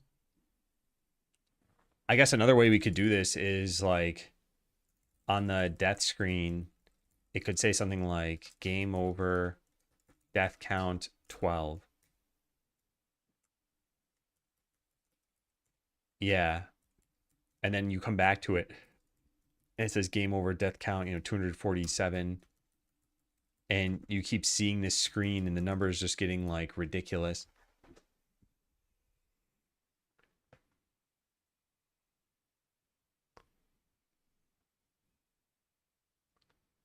That could be a really interesting way of doing this.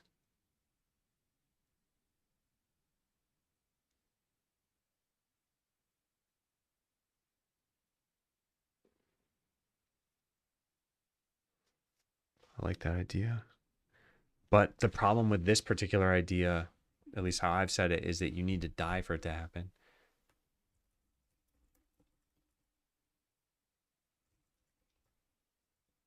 We could just advance to this screen anyway.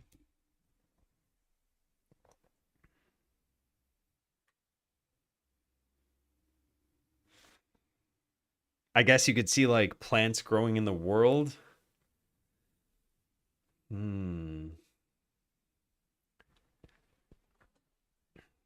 Okay, that is definitely an idea we could do here. Simple idea, but that involves dying. Show a death count on the game over screen. And show it going from... Actually, you probably already started a pretty high number. So I'll just write out some, like...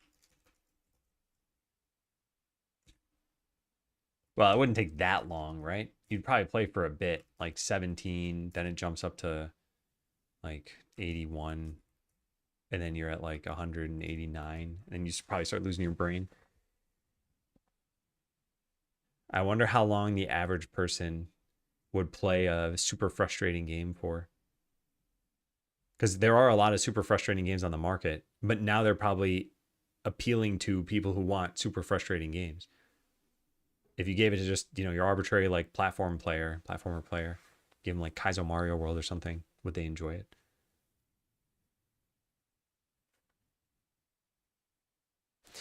Yeah, so how else can we do this? Is there some other way we can communicate that time has passed? I guess you just take any long running event, plants growing, or like trees growing.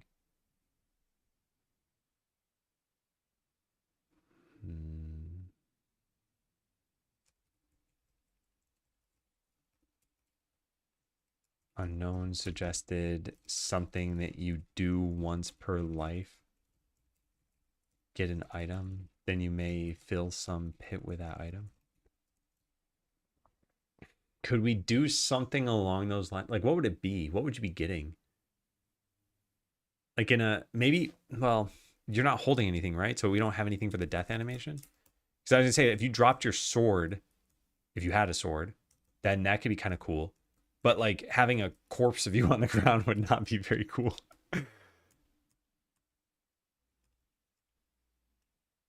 Maybe items just spew out of you anyway. Although at that point you'd have like a ton of loot. Also, it'd probably be the same item over and over. Hey, Pedrick, are there any cues or hints that the NPCs in the game are sentient and recognize that the game they're in is broken? There are hints that they're sentient, but not that they recognize the brokenness of the game. Yeah.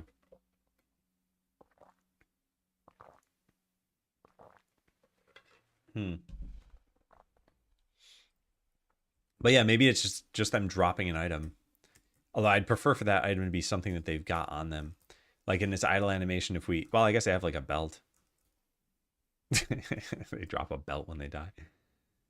There's a pit that you fall in because you lack double jump. Maybe a platform crumbles and you fall in. Then you get a death scene. When you come back, you now have double jump. Then there's second guaranteed fail case showing death count in the thousands.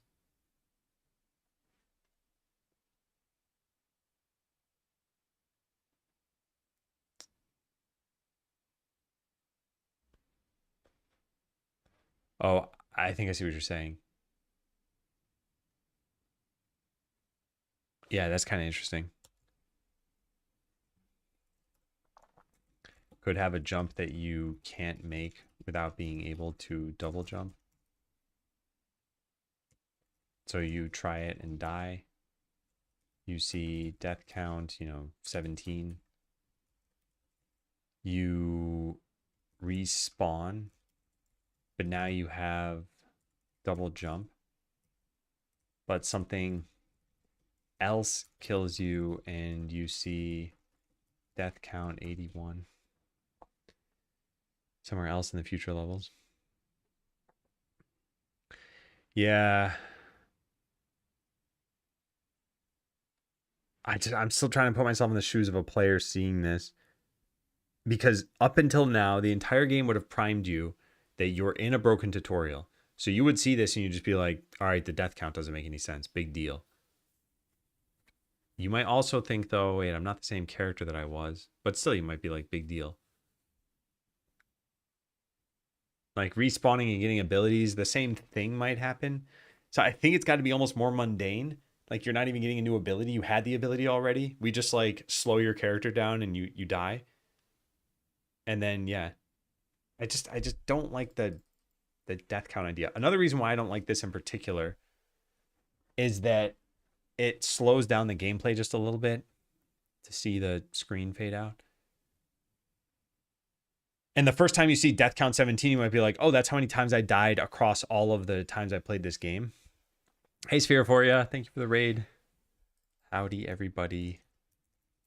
Let me give a shout out to Sphere for you. There we go. We have been working on Stuck in a Broken tutorial here. Hey, Sombra. We've been working on Stuck in a Broken tutorial. I have a Steam page in the works. Someday I will click that link and it'll actually go to the Steam page, but it doesn't yet. But yeah, I've been working on Stuck in a Broken tutorial now for about 4.5 months. It is a collection of sub games where you're going from one broken world to another. And I'll show this off a little bit. I think the first level is a pretty good demo of like what this is all about. Actually, no, let's just start it from here. Yeah. So let's delete the save slot and start a new game. And we customize our character. I'll just customize the hair and shirt a little bit. There we go. New menu screen art. Yeah, there's probably a lot of new stuff. We've got some minor things here, like there are controller glyphs, and if I use the mouse or keyboard, it switches to the mouse or keyboard controls. Like that's pretty nice. You can actually rebind all of it. Whoops, I need to do that. I meant to go to here. You can rebind all the controls. So there's a lot of like, boring expected stuff. But yeah, anyway, so for those who haven't seen this is the game.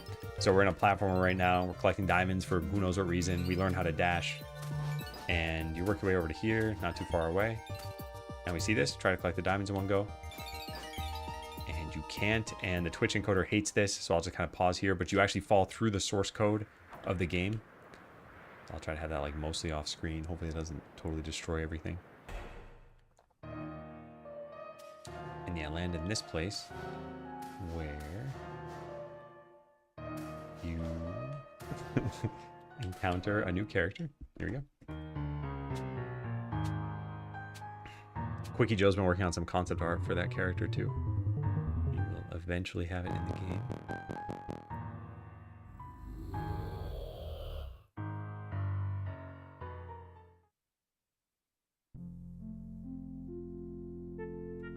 Yeah, get banished to a farming game. This is, your second broken tutorial here. There are a lot of funny broken things about this game, and I still just get such a kick out of some of them. But the newest thing that I worked on, this cracks me up. So at some point, you get the key to the community center, which is this building. And the expected way you're supposed to play this is you go up to here, you press the button, and it unlocks the door, and you lose the key. But the shovel has very weird properties in this game. You can dig up practically anything. And when I showed this to Kevin on Twitch, he tried digging up the door. And I was like, okay, fine, let's make it so you can do that. So you can dig up the door, you can walk inside. But then the key has no purpose anymore. So now we made it so you can throw the key and it explodes. And this is just another instance of like, hey, this game is broken. Like there are lots of little things you can do. You should explore and discover and figure out what's what. You can chop down a bunch of trees with your axe that you throw on the ground. So yeah, we are now working on a Metroidvania game where when you first encounter this game, it's going to be broken in a slightly different way from how you'll eventually encounter this game. So you're gonna go between like different parts of this world, and it'll just like warp you to other biomes for some reason. And you'll make it to the end of this. And I know you move very slowly here.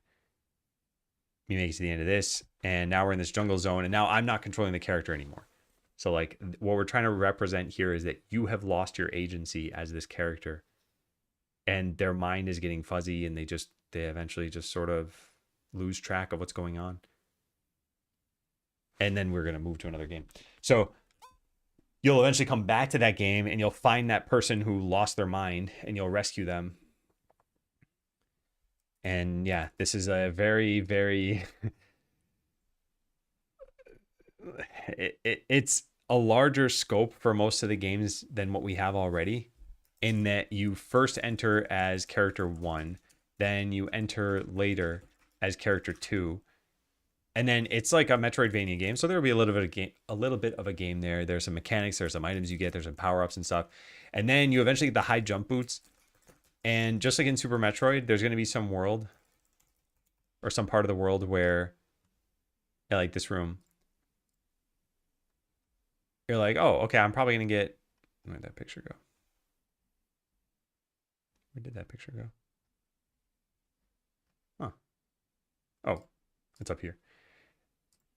I'm probably going to make the room look something like this, where it's clear that like once you've jumped over here, you wouldn't be able to jump back up. So, oh, you must get the high jump boots here. But unlike in Super Metroid, when you finally try jumping back up here, you're going to launch yourself into space. You're going to shoot through the entire dungeon and like blow a hole through the top of this, and debris is just going to be flying out of this. And once you're in space, it's going to turn into a space shooter. But there's going to be a character from the dungeon who owns this place who's going to say like, you know how much that's going to cost me to repair? And now you have to destroy ships in space in order to earn money to pay off this character who's angry at you. And yeah, it's gonna be pretty cool, I think. So all of this is like some 25-minute segment in this game. Maybe shorter, who knows?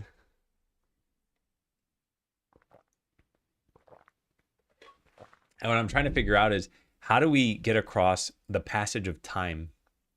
So this, descent into madness. Hey, Jedi, super neat ideas. Yeah, thank you. Yeah, I'm really happy with how this is turning out. So over here, the idea is that like you're controlling this character mostly, but you are losing control. And it's a losing control over a bunch of time that's important. And this idea of like, right now you make it to the end of the room, but eventually it'll just happen in the middle of the room where like it just cuts over to this. You'll be like, what? Like, where am I? But it's not clear to you that time is passing here. So that's what we're trying to figure out. Hey, Frosted Entry and Hagen Magnus. Yeah, so how do we make it clear that time has passed? And one idea that we had is, let's say, I'll go into another game where I already have this coded. In this particular game, there is a game over screen. And that's it. It just says game over. But imagine if below it said death count, and it said like death count 5. And then the next time you die, it's like death count 400. And you'd be like, wait a second, what? I died another 395 times? I don't remember that. And you die again, it's like death count 40,000. You'd be like, okay, clearly this is not sequential. Like, time must have passed. Is there some other way we can indicate time has passed without you needing to die, though? And it's got to use these graphics. Because if it was a town, you could see the town getting built up. But we've got graphics like this. So I was thinking like a tree could grow maybe. But that's kind of subtle. Or maybe you drop loot when you die, and you just keep dropping more and more and more loot. So there's like just a pile of loot on the ground. Aging the character somehow. That's tricky because I don't think these characters should age, but otherwise that could work. Because I don't know what happens. Like, if they can age, it probably means they can die, and they probably shouldn't be able to die. There's some story implications if they can like permanently die. But it is an interesting idea. You could have that character visibly age. Their hair turns gray, or they move more slowly. We could have them drop loot. Or maybe there could be a treasure chest with loot that comes out of it. And the first time you encounter it, you are intrigued, so you open it. Then later times when you see it, there's a pile of those items underneath the chest already. Hey, Grandra. Just had growing amounts of facial hair. Just turned into a hair monster. Yeah, I think one of the difficulties with any of this stuff, the difficulty with this is that the entire game is called Stuck in a Broken Tutorial. And we've already trained the player to like acknowledge but sort of ignore anything that goes wrong. They may attribute the passage of time and the glitchiness of the of travel to be just another bug.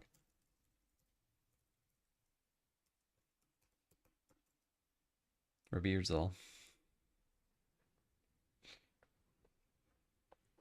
Even the death count thing, like I think it would be clear in a regular game, maybe. I guess the most obvious thing you could say is your transition screen could just say like 6 days later, and you're just still jumping. That really beats you over the head with it. But even then, you might be like, all right, this is a bug or this is weird. I could just literally say 6 days later or 4 months later.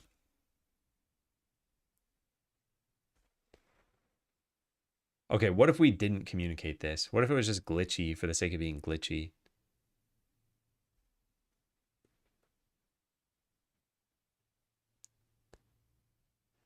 And yeah, do we have the lore question of do these characters age?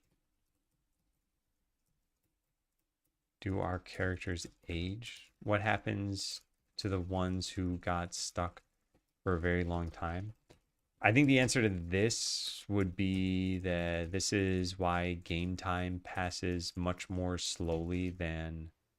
Wait, is that even how it works? God, I forget the direction it goes. You fall asleep in the game and like 3 weeks have passed when you wake up.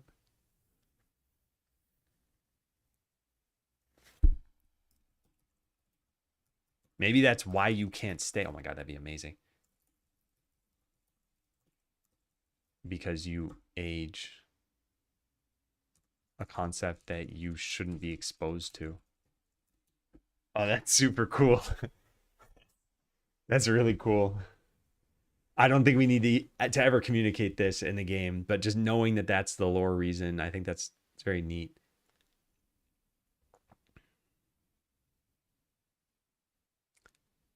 Yeah.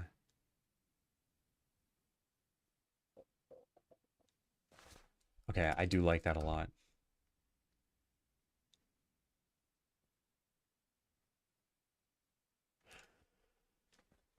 Hmm. Well, I'm still not certain how we do this. And this is the next work we have to do, so we got to figure this out. Yeah. All right, let's go the opposite way. What if we did not communicate that a bunch of time has passed? Players would probably just think that the game is glitchy. Maybe we lean into that. So we just have some obvious glitches. You're teleporting forward. You're in a different biome all of a sudden. In fact, let's go move that room so that it's faster to test in because I wanted it to happen anyway. So this region here, exit area, we just move this to like here. So there's no way for you to get from here to here. You cannot get past this without going through this. And just to make absolutely certain, we could just make this a larger shape.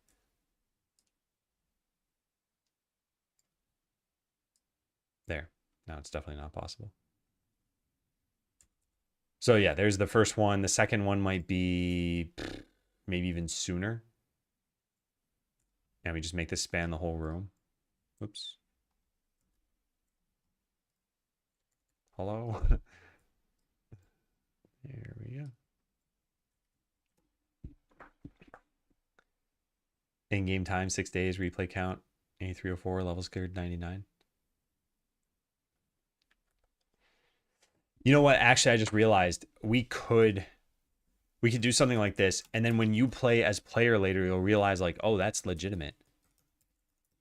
You could later have this same mechanic when you come back as player. That way you can realize that it's legit.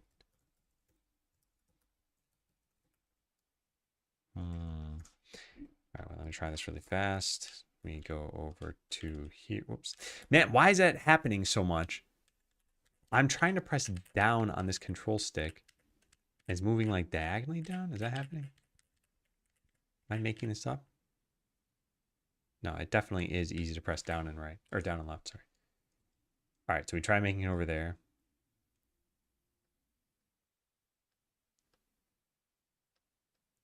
Yeah, it should probably put you in the middle of a room too. Yeah, so this to me does not communicate that a bunch of time has passed.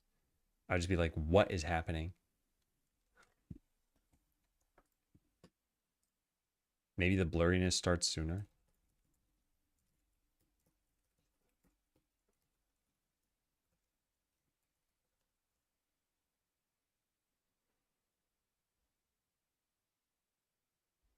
And we should start sidekick in the middle of a room rather than at the beginning of it.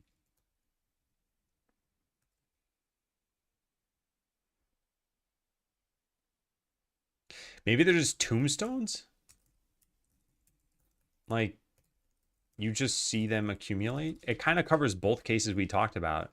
An item appearing and stacking up and implying deaths. And actually, we even have the graveyard graphics. Where are those? Yeah, there's a tombstone there.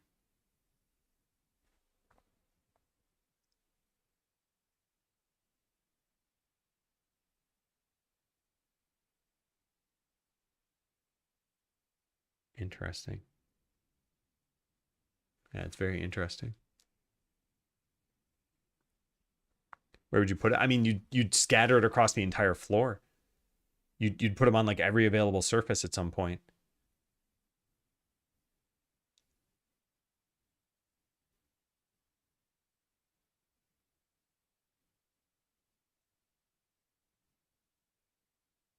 Yeah, that could work. I think it's a little bit grim. So yeah, we put tombstones all over the place. Does imply that you're seeing these areas over and over, I guess, which is probably fine.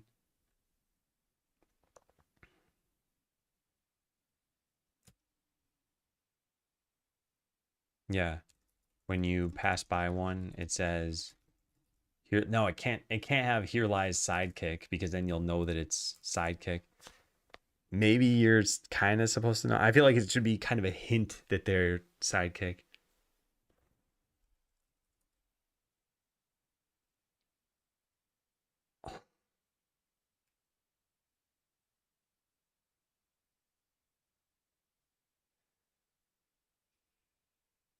I mean, there could just be no message.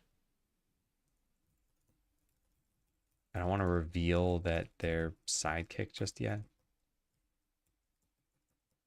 It should just be a clue. Their appearance would be the only clue.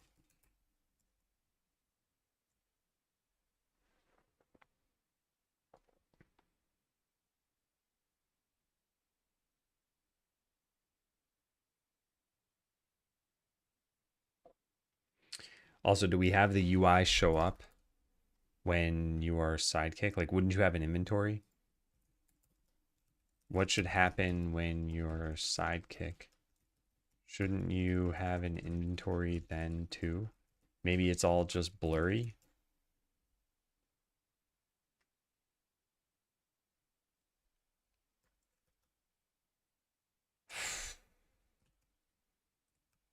Putting tombstones everywhere. It's interesting. Graveyard props. Yeah. And they have what, 15? And then a little cross here.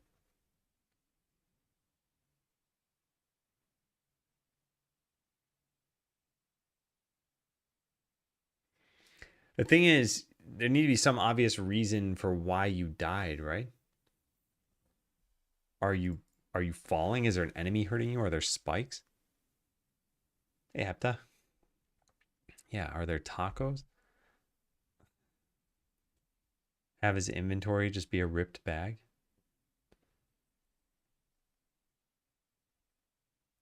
But no, it's reasonable you would have started this game and it would have been like any other game, and that there's a problem with you being able to see it. So like, it's blurry or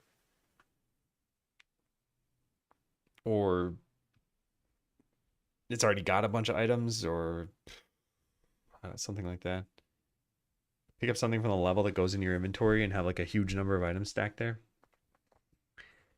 Yeah, we just need some way to make it clear for players who don't go to your inventory. Maybe there's something in the HUD, like a coin count, and each time you die, or each time the screen flashes forward, you've got way more coins. Maybe it's a level and there's experience. And you see like level 1 and then you're like level 15 and then you're like level 100 or something.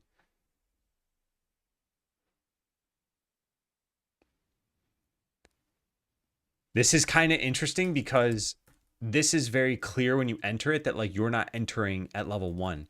Like what games have you ever started where you started like level 7 or something? They exist. I've played some games like that, but it's like a weird number, and then you don't just jump from there to like level 415.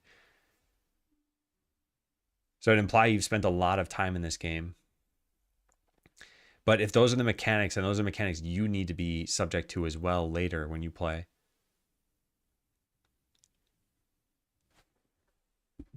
Oh, but we can't really use level, man. If it's like so close to making sense how we can do this.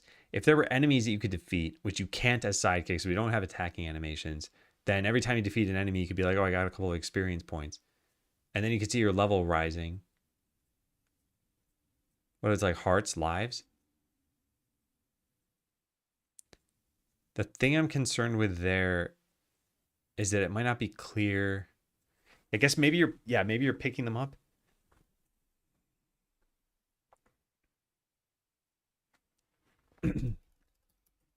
Maybe you're picking up hearts or lives. So you see like portrait X4 at the beginning. And then, yeah.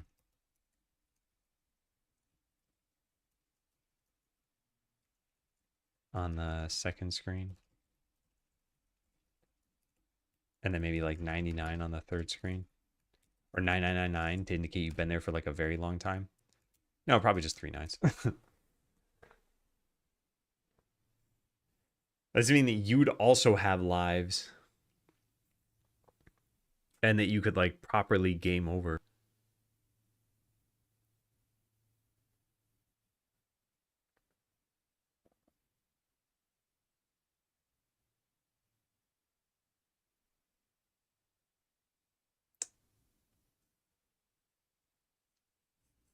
I still think, man, loot would be very cool to do. The problem with loot is that you eventually get into the space shooter mode, and then loot is valuable now. So like if Sidekick just had a bunch of loot, then you just sell it all. Yeah, imagine you drop like some swords or something every time.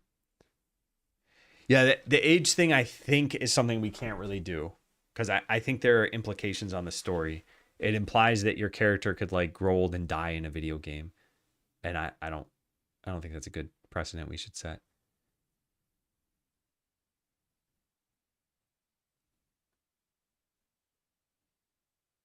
Yeah.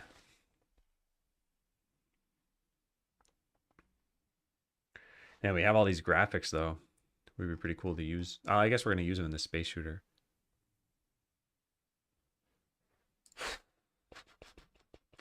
Okay, is there anything else in here that maybe I could figure out and come up with something?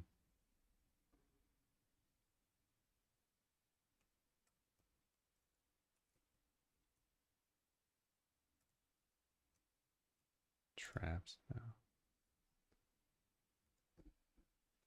Mm, so torn. So torn. All right, well, where did we come from to get here? Yeah, what if we just lean into the glitchiness of the game?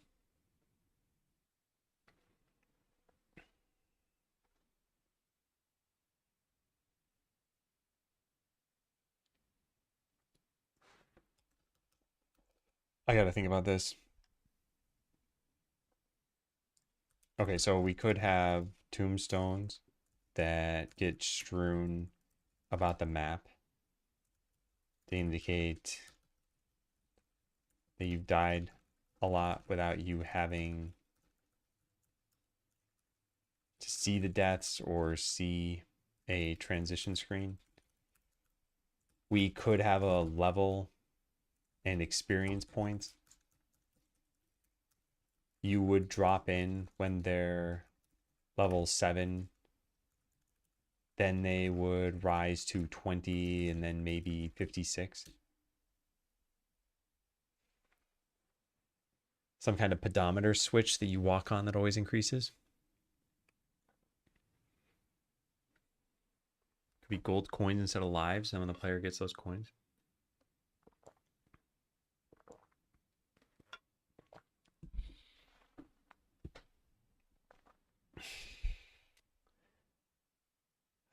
I Nothing's quite sitting right with me. Maybe the level is the closest one, but level implies something. This is the one I like best so far, but there's nothing that actually gives you experience. And player should be subject to these same mechanics.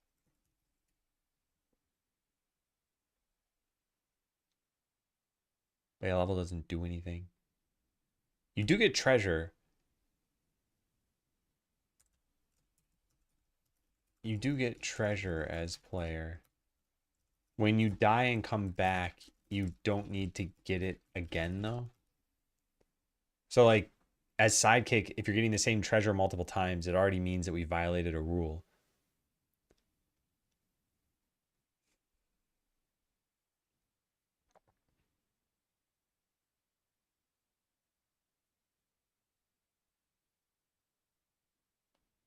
Maybe, all right, this is kind of a dumb idea. I'll say it anyway though. Maybe there's like a switch that you need to press and it lowers a bridge or it lowers a gate. And then, the screen like warps forward and you try pressing another switch and it says something like this switch has been worn down from overuse. But it's not clear that it would be you overusing it. Man, level is pretty interesting, partially because it's like age of a character, but it doesn't connote actual aging symptoms. Like your hair doesn't turn gray when you level up. It's just you get stronger or whatever. And leveling up almost always indicates that you've spent a lot of time doing something. And that's why I like the idea so much. But just level typically means you get more powerful. Level also typically means you did something to get experience points. It's not just, oh, I jumped 5 times and I leveled up to level 2. Man, I don't know. They said customer, could the shoes be worn down? Yeah, so something like that could happen. I think it'd be hard to communicate with the size of the graphics that we have. And again, remember, you could always chalk this up to just like there's a bug. So you could be like, oh, I lost my boots. And that might be what players think. In this case, you're actually barefoot already. So never mind, I guess. He's going to add shoes first. What about progress? Where would you? Wow, that really is jarring, man. That one should probably happen afterward though, so it's not the same amount of time. So we just shove this whole thing over to the side. That's gotta be like mid jump. Progress percent.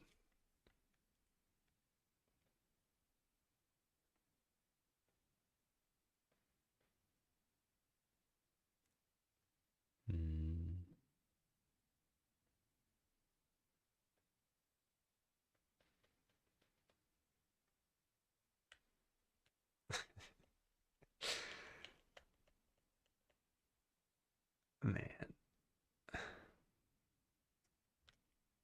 Maybe there's an NPC that you pass or something. I don't know. I haven't thought of anything.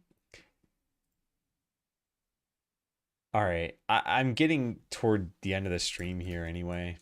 And an ad's about to start. Yeah. I'll have to sleep on this and see if I can come up with a better idea. I am going to leave you all with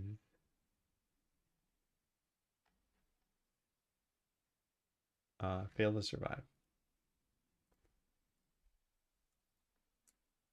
So yeah, thank you for watching. Hopefully tomorrow we have a Steam page. And hopefully tomorrow I have some ideas about what I'm doing here. A little brainstorming I needed. Okay, I will give you 20% brain power. Use it wisely. Okay, thank you all for watching. Thanks for being here. Thanks for the resubs. Use your Atom Wave emote on me. All right, take care, everyone. I'll see you tomorrow. It should just be a morning stream. Until next time, goodbye.